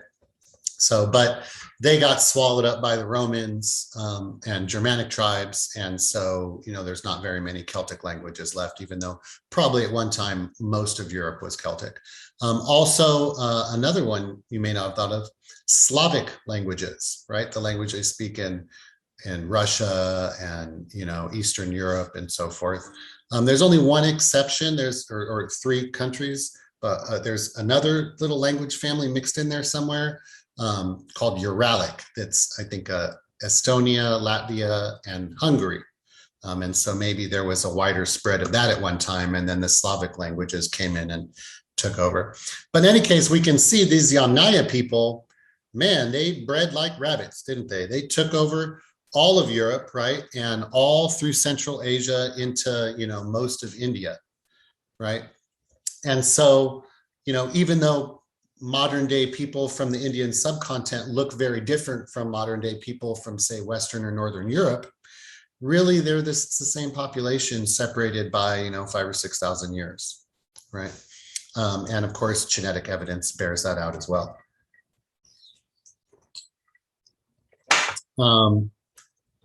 So let's keep it going. So when sapiens were essentially, for most of our existence, right, hunter-gatherers like the other hominid populations before us. We would chase animals and kill them and, for a special treat, but every day we'd also be foraging and eating berries and whatever fruit and, whatever plants that we could digest, right? And in a hunter-gatherer society, right, by necessity, it has to be very egalitarian. So there's no class, right? There's no class hierarchy. You're with a group of people, maybe it's a dozen or 2 dozen, or maybe even a half a dozen, whatever. And you're wandering around, the wilderness, trying to chase down animals and pick whatever food you can, depending on the season, migrating from mountains to valleys to wherever, based on where the food is and how cold or hot it might be, right? And you all have to work together in your band in order to survive, right? Maybe there was, even gender really didn't exist, gender hierarchies, right? Certainly there were people had some sexual biological differences, but, maybe men were more likely to hunt, even though we found evidence that women were also hunting. And I hope men were foraging. I'm sure men were foraging as well. So, the idea of like class hierarchies and gender hierarchies, and certainly the idea of race, none of these things existed through most of our history, right? It's just not possible. Like, think about the idea of identity, which I'm sure is probably very important to you, having grown up in this society where we're indoctrinated with the race concept from a very early age, right? Your identity, your racial identity, or whatever, might be very important for you. Oh, my parents are from Mexico, or from Africa, or from the Middle East or Asia, or whatever, But really, are we really from anywhere? Let's even think about the idea of indigeneity. Is anyone indigenous to any location on Earth? Maybe the Khoisan, they've been there for a long time. Maybe, Papua New Guinea and Aboriginal Australians, they've been there for tens of thousands of years, right? But even they, we know, were migrants who didn't come from there. They arrived there. They colonized those areas, right? Just like every one of our ancestors through all of history, we're a migratory species, right? So if you saying who's indigenous to where, the question is when, right? Because if you look through history, human populations are constantly moving and sweeping and replacing one another and joining together and so on and so forth, right? So all of these ideas that really are so important to our society could not have existed in a hunter-gatherer society.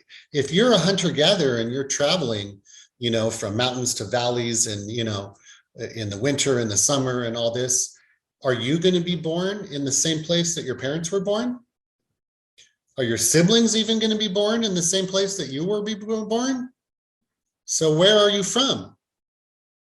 Are you all from somewhere? When you were born on this mountaintop and your mother was born in that valley, and your father was born somewhere you've never even been before, and right? Where are you from? You're not from anywhere, you're from everywhere. Right? And so the idea of identity that we have of I'm from here and this is my house and that's my homeland and all that kind of stuff is a figment of our imagination. It's, basically a social historical construct. For most of human history, these concepts could not have existed because of the way that we lived, the way that our ancestors lived. Does that make sense? And the Khoisan are a good example of this, right? The Khoisan only really know who they see. The only reason they know there's a world outside of where they live is because people like us have parachuted in or crashed on a plane or, gone to visit them and study them and whatever, right? When you're in a hunter-gatherer society, you don't know that you're on a continent or that there's a whole world of people out there. You only know the people that you've met and seen face to face, and maybe they've told you, hey, you know what, there's some other people even further behind us. And that's the extent of your knowledge of human civilization. And if your band is only a dozen or 2 dozen, and they're only a dozen or 2 dozen, like, as far as you're concerned, maybe there's only 100 people in the whole world, right? So are you really African if you're in Africa and you don't even know that Africa is a continent, right? So all of these ideas that we depend on today really don't make, could not have existed prior to sedentary agriculture. Another example, other than the Khoisan, of a modern day hunter-gatherer society is the Hadza in Eastern Africa in Tanzania. And there's a beautiful documentary about the Hadza on Amazon Prime. If you have Amazon Prime, if you just search Hadza, you'll find it. You know, they wear t-shirts and stuff because, like, you know, but the way they live is probably unchanged for millennia, you know, for millions of years, maybe. Like, they just live it rough off the land. They eat whatever animals they can get their hands on, and they dig up roots to eat, and they eat fruits and, you know, whatever they come across, and they don't stay in one place at any given time, and, you know, so on and so forth. So this, you know, this nomadic hunter-gatherer forager existence, right, is really the bulk of human history. And it worked great for us for millions of years, right? For millions of years, hominids survived and thrived by living a hunter-gatherer existence, right? The ecological collapse we're facing today, that type of thing didn't start until we started sedentary agriculture. So now let's talk about, where did sedentary agriculture come from? We call this the Neolithic Revolution, right? In the Younger Dryas, this period, you know, about 12, 13,000 years ago, there was some ice ages that came and went, you know, in short order. But there was this group of people up until that time that moved into the Middle East, or, you know, had been living there for a long, long time, probably, you know, and we call them the Natufians. Their culture existed from about 15 to 12,000 years ago. And this is the first people that we believe were living a semi-sedentary agricultural existence. And they were living in, you know, what do they call this part of the Middle East is the Fertile Crescent. Why do they call it the Fertile Crescent? Because there's so many useful animals and plants that can be eaten and used in very, you know, in excellent ways. Most of the animals that we still depend on for our protein, right? Goats and sheep, you know, lamb, cow, pig, all are indigenous to the Middle East, right? Chickens are from Southeast Asia. So I love chicken, but, you know, that's the only thing they were missing, right? Plus they had a whole bunch of, you know, they would eat cats and dogs and birds and anything that crawled or ran or flew through the sky or whatever they get their hands on, they eat it, right? But also they had some really important grains, right? The big three of the big five, right? Wheat, oat, and barley are indigenous to the Fertile Crescent area. What are we missing? Rice from Asia, indigenous to Asia, and corn, indigenous to the Americas. And they also had a wide variety of legumes, beans, right? Different types of beans. If anybody's ever eaten Persian food, I suggest you go to Raffi's in Glendale, excellent restaurant. There's also some good restaurants in Westwood. There's dishes with rice mixed with beans, right? So this is a very, you know, very healthy, you know, very nutrient-rich food, very important. Also, dogs, right, are not, I mean, dogs are originally from Africa, but they had dogs, which was very useful as well. And, you know, we really don't know, did we domesticate dogs and these other animals, or did they domesticate us, right? And so how did we get into this semi, you know, sedentary agricultural, you know, pastoralist, you know, society? You know, how did this transition occur? So the way they believe that it occurred is that these people were hunter-gatherers, and they'd be going around and, you know, they'd post up somewhere and pick all the berries and the fruit and pick the grains out of the grasses, you know, the wheat and the barley and the oats and all that, and the legumes and everything else. And they'd feast on it all and chill out, you know, and then when they'd be ready to keep it moving, you know, they'd have all their food trash there, right? Like if you go camping, you take your trash with you, right? And there's all this food trash, but they would just leave it. It was organic. So, you know, it's not like they're, you know, polluting the earth like we are. And, you know, some of it would be, the seeds would be in there and, you know, stuff like that. And there's organic matter, you know, the bones and carcasses of the animals they ate and everything. What do you got here? You got like a perfect little garden, right? So the seeds would start growing and would have lots of nutrients. And guess what? Those are the best seeds. Because when you're picking the berries, you're going to pick the biggest, juiciest ones, right? The tastiest ones. You're not going to pick the little shriveled up ones. So slowly you start selecting for the better berries, and you're making your rounds. And then the next year you end up in the same spot and you realize, oh shit, look, there's like a berry bush growing right there. And hey, the berries are a hell of a lot better, are bigger and juicier and tastier on that bush than on the other bushes. And it's right where we were last time. Should we call Inspector Clouseau to figure this one out for us? Right? Clearly, like, we left this stuff here and now it's growing and it's better. So maybe next time we'll just, leave it on purpose. And then we'll keep it moving and chase these animals and all that. And then next season we'll end up back here and boom, all this stuff will be growing right here and it'll be easy. We won't have to go searching for shit to forage and all that. It'll be boom right here for us. And we just set these little, everywhere we go, every little valley and, spot we over the year and the seasons that we're traveling, we do this. And so now everywhere we go, there's a cool little easy meals every spot that we stop. Pretty convenient, right? We're still hunting, they're still hunting the animals, following the herds and all the rest of that. But where they camp out, they've been there before, and the foraging opportunities there are much easier and more bountiful than if they just go, searching randomly on hillsides, right? So now this is really just kind of a form of accidental selection. We're not at that point intentionally, let's get all the best berries and we'll bury them and then we'll have great berry bushes. No, right? This is an accidental process of, experimentation and so forth. And so wheat, right, is a grass grows, man. Every fire season, I own a lot. I'm going to build a house to live in someday, and we got to go and cut all the grass down because it just keeps growing. Otherwise there'll be a fire and burn everyone's houses down, right?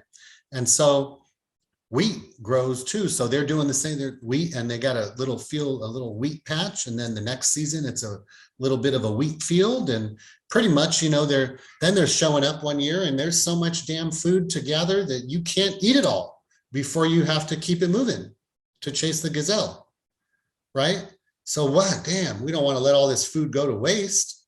What are we going to do?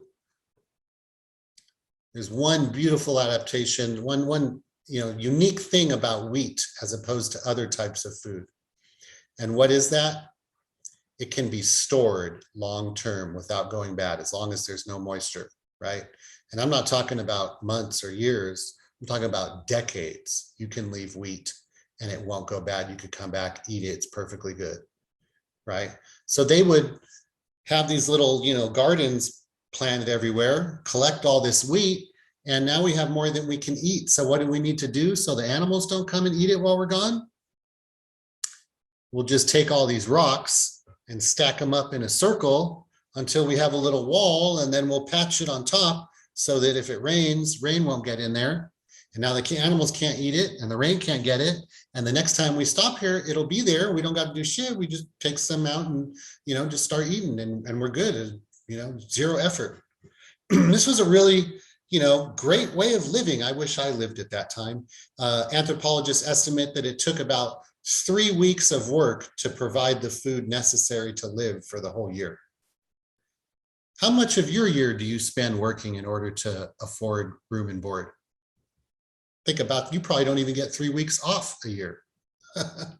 They only worked for 3 weeks a year, and the rest of the time they just chilled and partied and wandered the mountains and valleys and, ran into other people, like them. And when they ran into other people like them, were they killing them? Right? Was there this endemic violence and war? Think about it for a second. If you're a band of Natufians wandering around for 6 months or a year, or really seasons, right? And you haven't seen any other people except the people that you're wandering with. Think about your circumstances at the beginning of the pandemic. You guys were all locked up in your houses with, your families and roommates and whatever for like, what, a good 6 months or something, 3 months or however long. You probably started to get fucking sick of those people, didn't you? God damn, I'm fucking stuck in this room place with, I love my wife, nothing me and my wife, my baby, but I can understand the sentiment, right?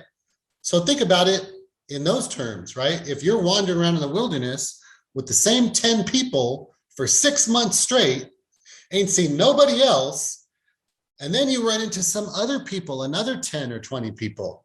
What are you gonna do? Are you gonna kill them? No, you're gonna be like, fuck yeah, I'm so happy to see you guys. Oh, I've been stuck with these fucking people for the last 6 months. I'm sick of them. Can I roll with you from now on? Fuck them. Can I roll with you? Is that cool? And that's how you exchange partners too. Hey, you look kind of fly.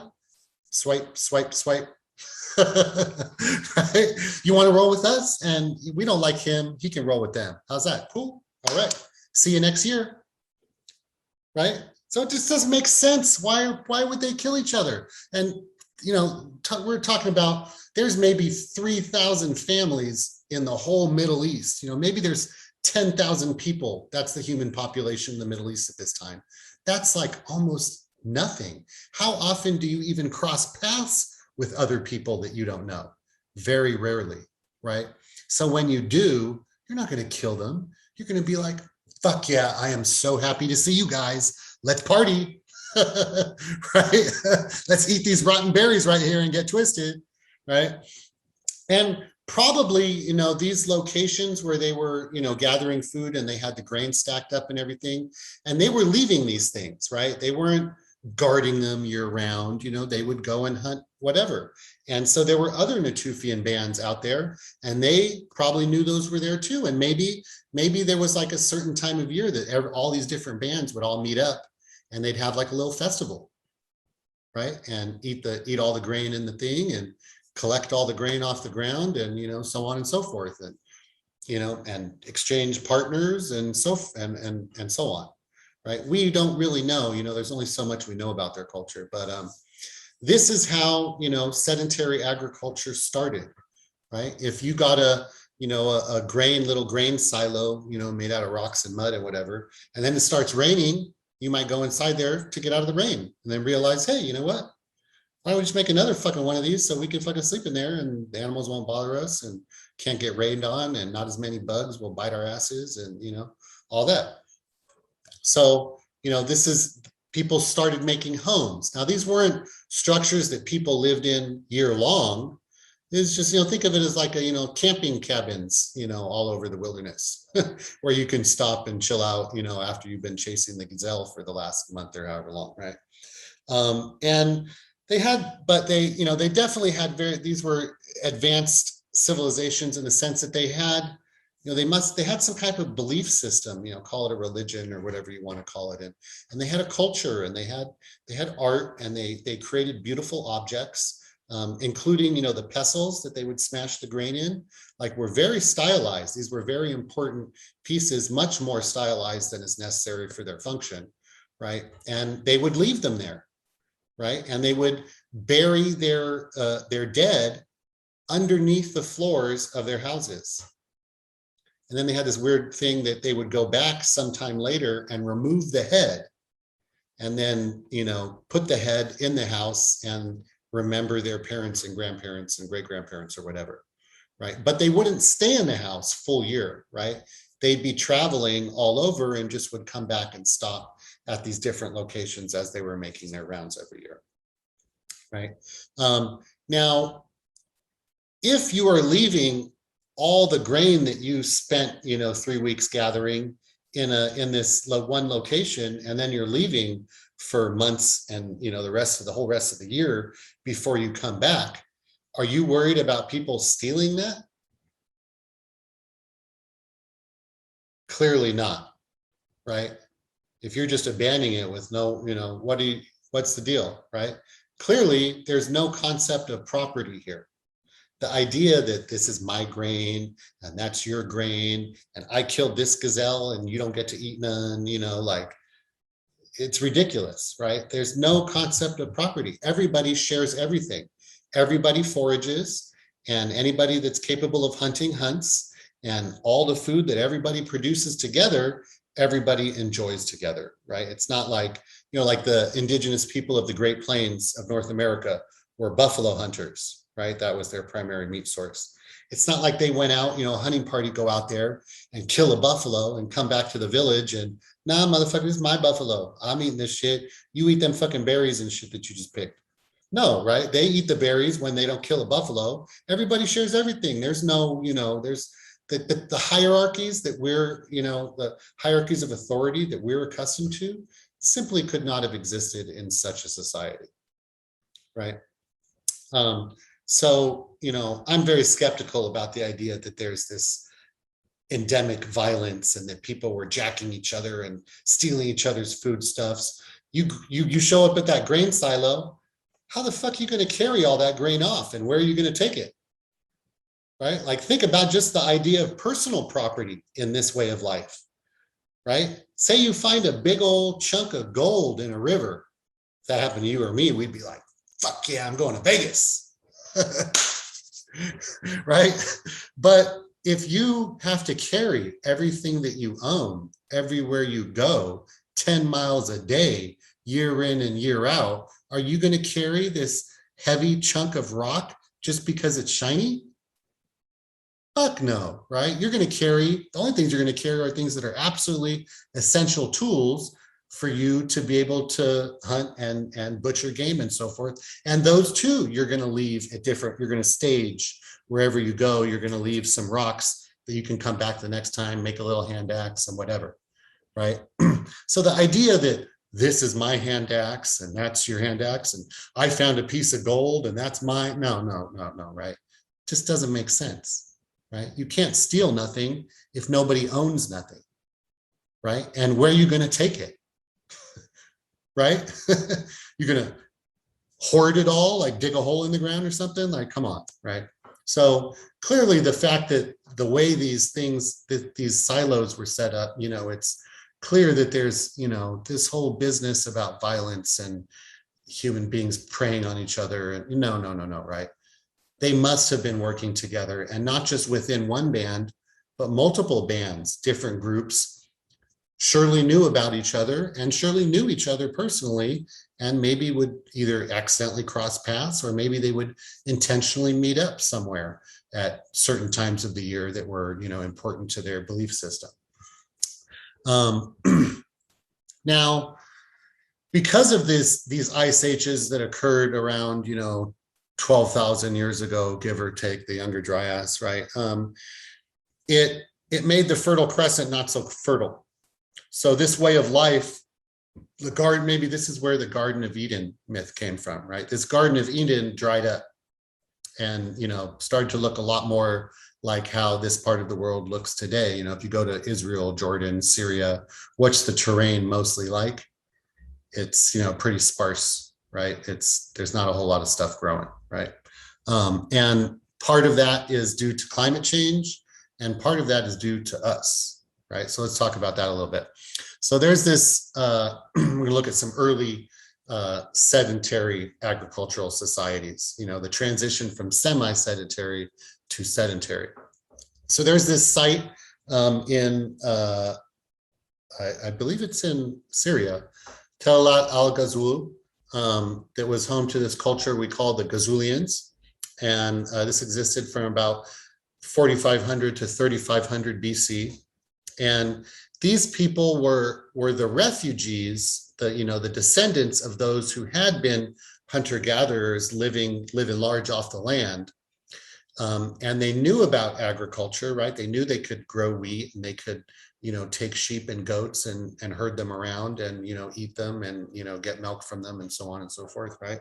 And so they were doing all these things, but because of the climate pressures, they had to find, certain areas that were conducive to agriculture, and they would settle there and just live entirely off of their agricultural and pastoral produce, right? And so these are like the first really some of the first towns and, villages that, grew in some size. That the Ghazulian population was probably around 3,000 at its peak.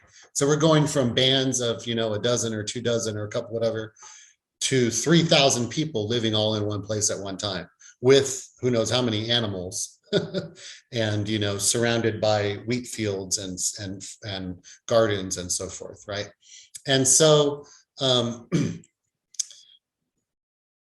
we see in these circumstances the first evidence of organized religion, right? Which started being centered on what? What's the most important building in the community? The building that holds all our food, right? The grain silo.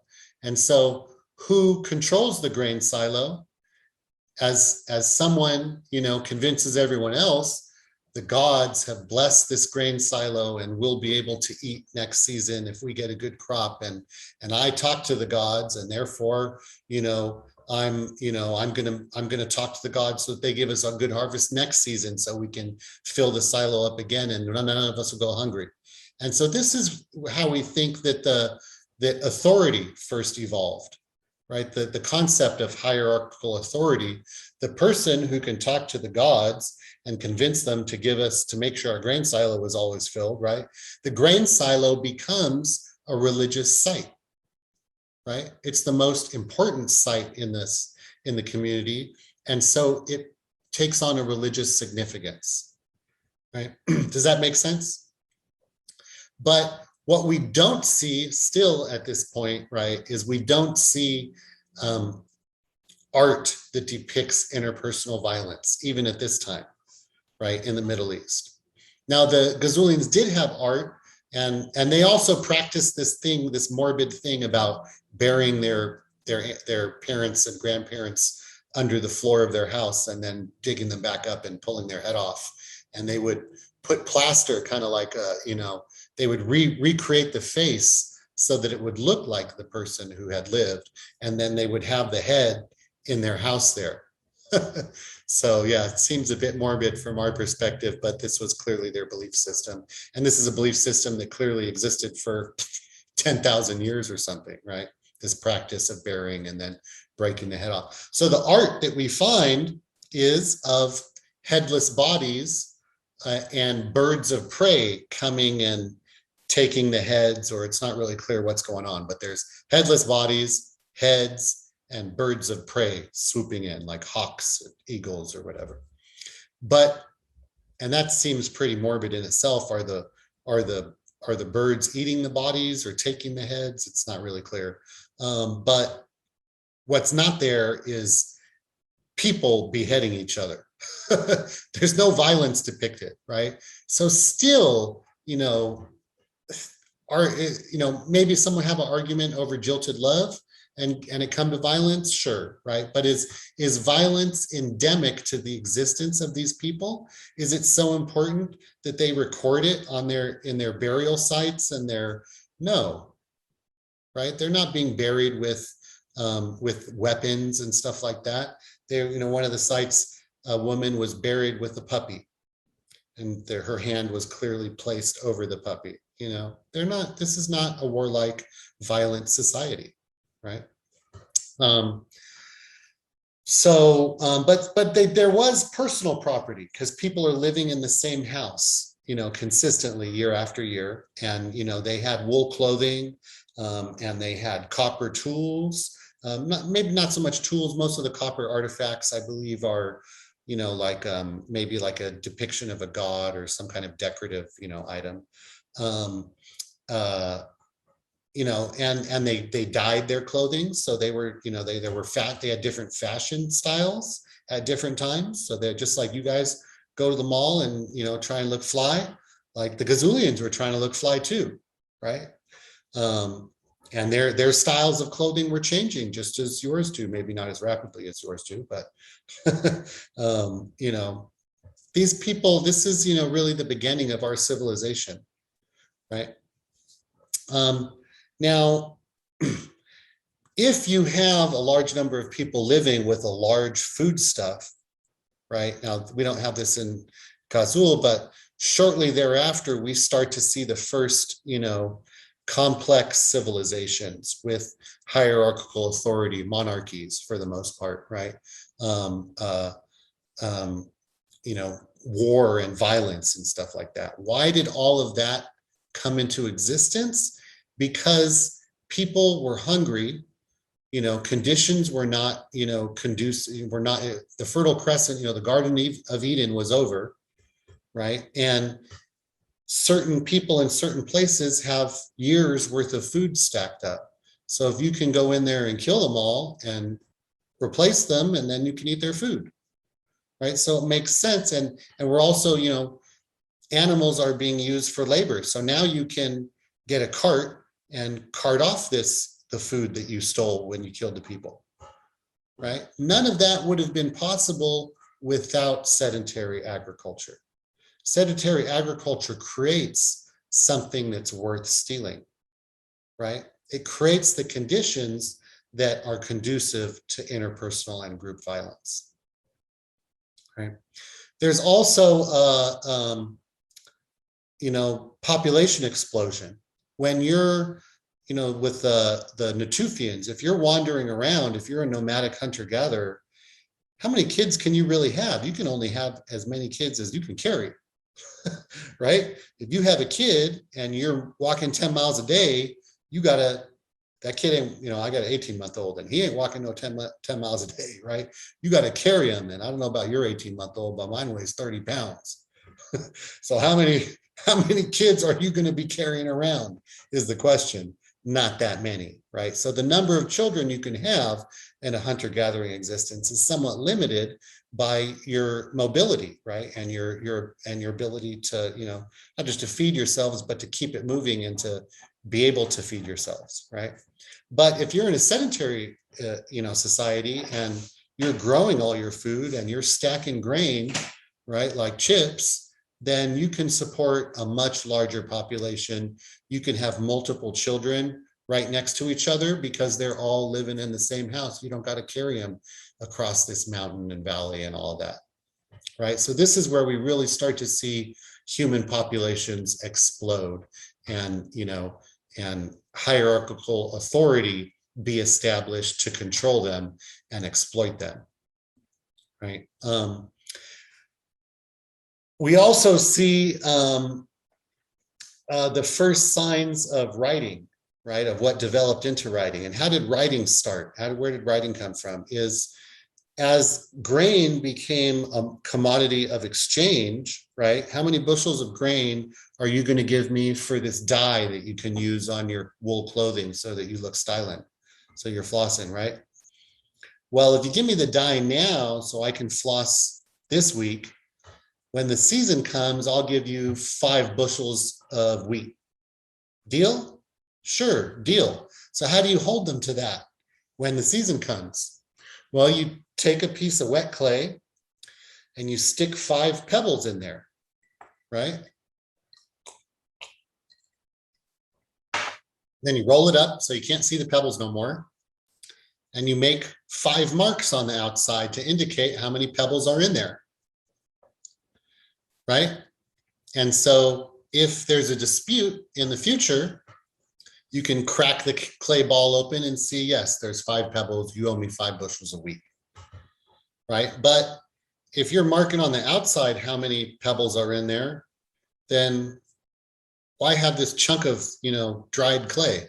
Why not just flatten the clay into a board and make marks onto there, right? And so that's really how writing evolved, taking some instrument and making an impression of some type into wet clay and then either baking it or leaving it out in the sun to dry, right? And so the first, you know, developed writing system we know of is we call cuneiform.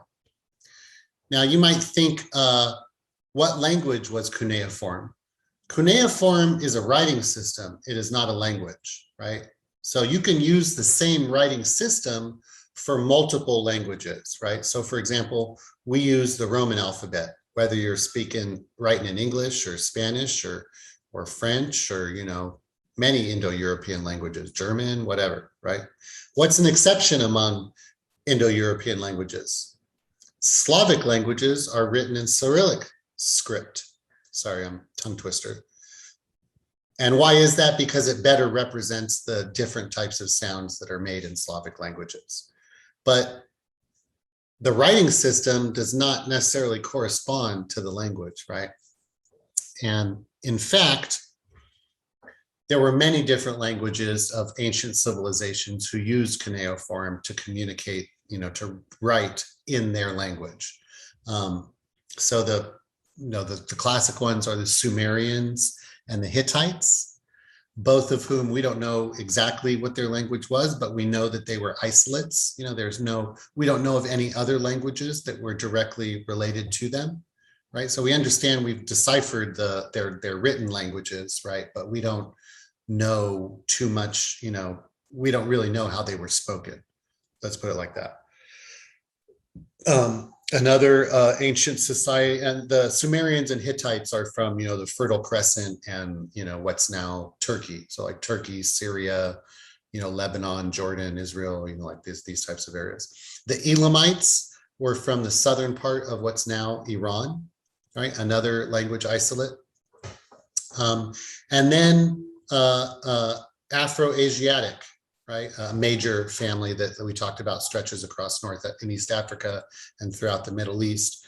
So in ancient times, Akkadian, which was the language of the Assyrians and Babylonians, right? The language that the ancient Egyptians spoke, which was Coptic, right? Also an Afro-Asiatic language. The language of the Phoenicians, the first people who created advanced, trading societies, and they were really traders throughout the Mediterranean basin. They settled in Carthage in North Africa, who were the, Hannibal and the Carthaginians who fought the war against the Romans, right? And also all the way in Spain, the Phoenicians, landed in the coast of Spain, what's now, Catalonia, Valencia and Barcelona, places like that. So these are all Afro-Asiatic languages. Akkadian was also written in cuneiform, right? Old Farsi, the predecessor to modern Farsi, right, which is an Indo-European language, was also written in cuneiform at one time, right? So, and other Indo-European languages from ancient times, the Medes, the ancient Medes, which supposedly us Kurds are descended from, but that's probably not entirely accurate. The Greeks and the Romans, right? Their languages also, as we talked about, Indo-European languages. So what is special about these civilizations that are speaking all of these languages, right, is that they are highly stratified, both in terms of status and authority, right? There's a hierarchy, a class hierarchy. So this is, class is, and gender, right? There's race didn't exist at this time. But, these are, for the most part, very patriarchal, hierarchically organized societies with a king or whatever at the top and different, levels of status going on down, right? And what's the lowest status is the people who do the work that produces the food that everybody eats, right? So, but not everybody does the work. See the difference between this and the Tufians and so forth, right? Now, some people, or most of the people, are working, and then there's these parasites that we call our leaders who don't have to work. They just exercise authority over us, and they eat the food and consume the goods that our hard labor produces, right? So this is the beginning of class society.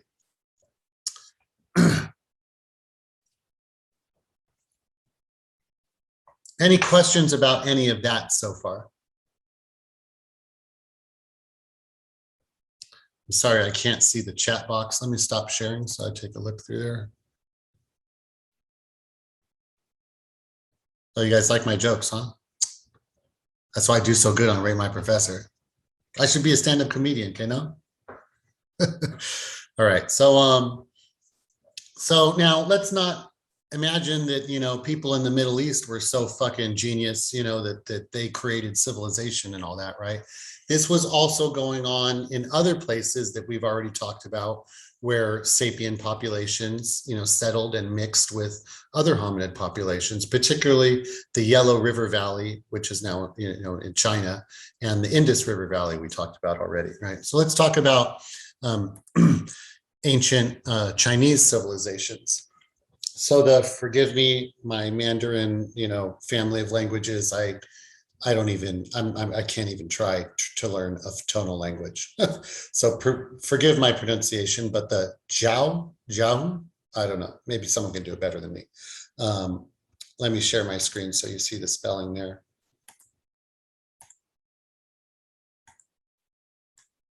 This word. Any Mandarin or Cantonese speakers want to take a stab at that Anglicization of an ancient Chinese word? Anyways, these people existed from about 7,000 BC to 5,700 BC. So, you know, same type of era, right? And they were semi-sedentary, right? They were cultivating rice and millet in the same way that the Natufians were, you know, go and hunt some animals, come back and eat these grains, stop and pick these berries or whatever, right? And they had a writing system, you know, kind of an early pictograms. They were to annotate different things, to record things. They would draw a little kind of stick figure picture of whatever it was they were trying to, you know, communicate. So it's an early form of writing, right? It's not a phonetic alphabet. You know, what's a phonetic alphabet? Our alphabet is phonetic. We're not drawing pictures of a cat and a dog and all that, right? We use letters, each of which represents a sound, and combined, they form the word. So cat is C-A-T, a hard C, K-A-A-T, T. Now, when we see that written, we don't say K-A-T. No, right? We know that says cat, right? So that's a phonetic writing system. But a pictorial hieroglyph system, right, is where they have a little, you know, stick figure or some type of drawing that represents a cat somehow, right? And so a pictorial writing system the same system can be used for, think of the Egyptian hieroglyphs, a very sophisticated, you know, pictorial writing system, can really be used with any language because it's just a picture. My word for cat might be cat and yours might be gato. You know, obviously those are related linguistically, but, you know, I forgot what the word is in Farsi. And anybody else want to volunteer another language of what cat is? But if we have a picture of a cat there, we know that's a fucking cat. We don't got to spell it out phonetically, right? So, well, actually phonetic writing is a big advantage because it can be, anyone can take those letters and those sounds and put it together in their own language. And then it's easy for me to learn your language if I can see it. Anybody try to learn a language as an adult? If you can see how it's spelled out in your own writing system, then you can make sense of the sounds you should try to make using your mouth and throat and so forth, right? So, you know, they had, you know, private residences and we would form little villages and all that. They had a, you know, pottery that they would, you know, use that wasn't just functional, it, you know, had some aesthetic value to it. You know, maybe they'd have a few hundred people living in these villages at, you know, at any given time and come and go and so on and forth, right? And the people who followed them are the people that we kind of generally, you know, in lay terms think of as establishing Chinese civilization, the Yangshu, who are the, you know, they say the Yellow River people. And this civilization existed from about 5,000 to 3,000 BC around the Yellow River Valley. And they're actually responsible for the Yellow River being yellow. The reason it's not clear water, in ancient times, it would have been perfectly clear water. So why does it look yellow? Anybody ever seen the Yellow River, been to China or seen a picture? It looks actually kind of brown, but, you know, yellow sounds better. Why? Because it's filled with silt. Why is it filled with silt? Because these people practice slash and burn agriculture. So they would go to a hillside next to the river and cut down all the trees and use them to build, you know, their structures and for whatever else, and then plant rice or millet, right? And farm that until the land couldn't produce anything anymore. You know, if you over farm a piece of land, nothing will grow anymore. And so when they get to that point, they just keep it moving, slash and burn some more trees and set up a new little village right there, right? And if you're cutting down all the trees, what do the trees do for the soil?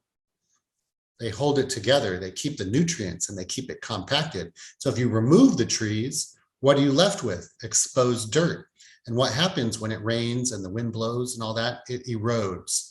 And so the silt from that works its way into the river and colors the river yellow. In ancient times, it would have been clear before this slash and burn agriculture, right?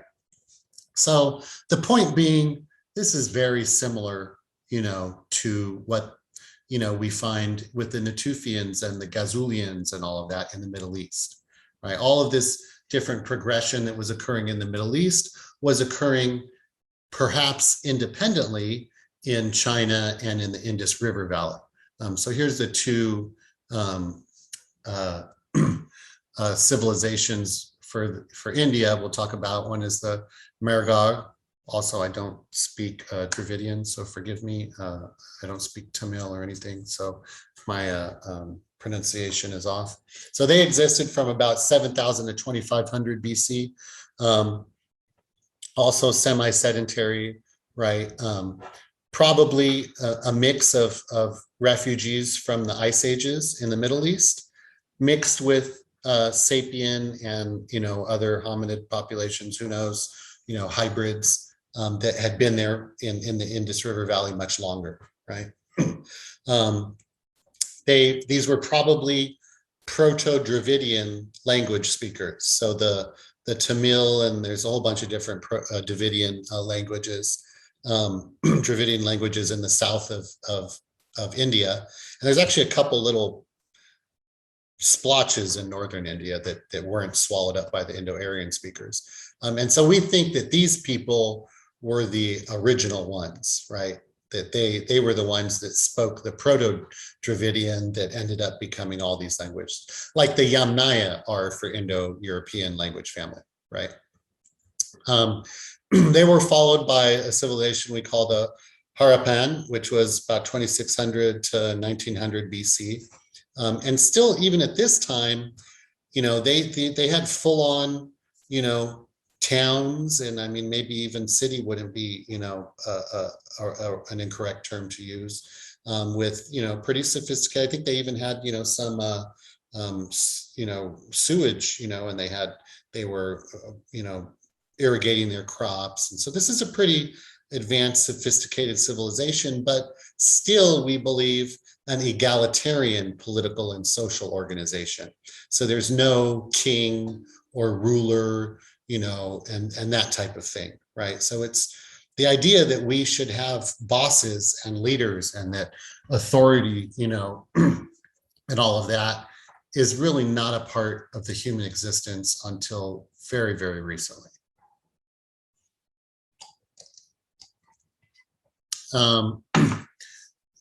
Why did these centers, why did the population increase?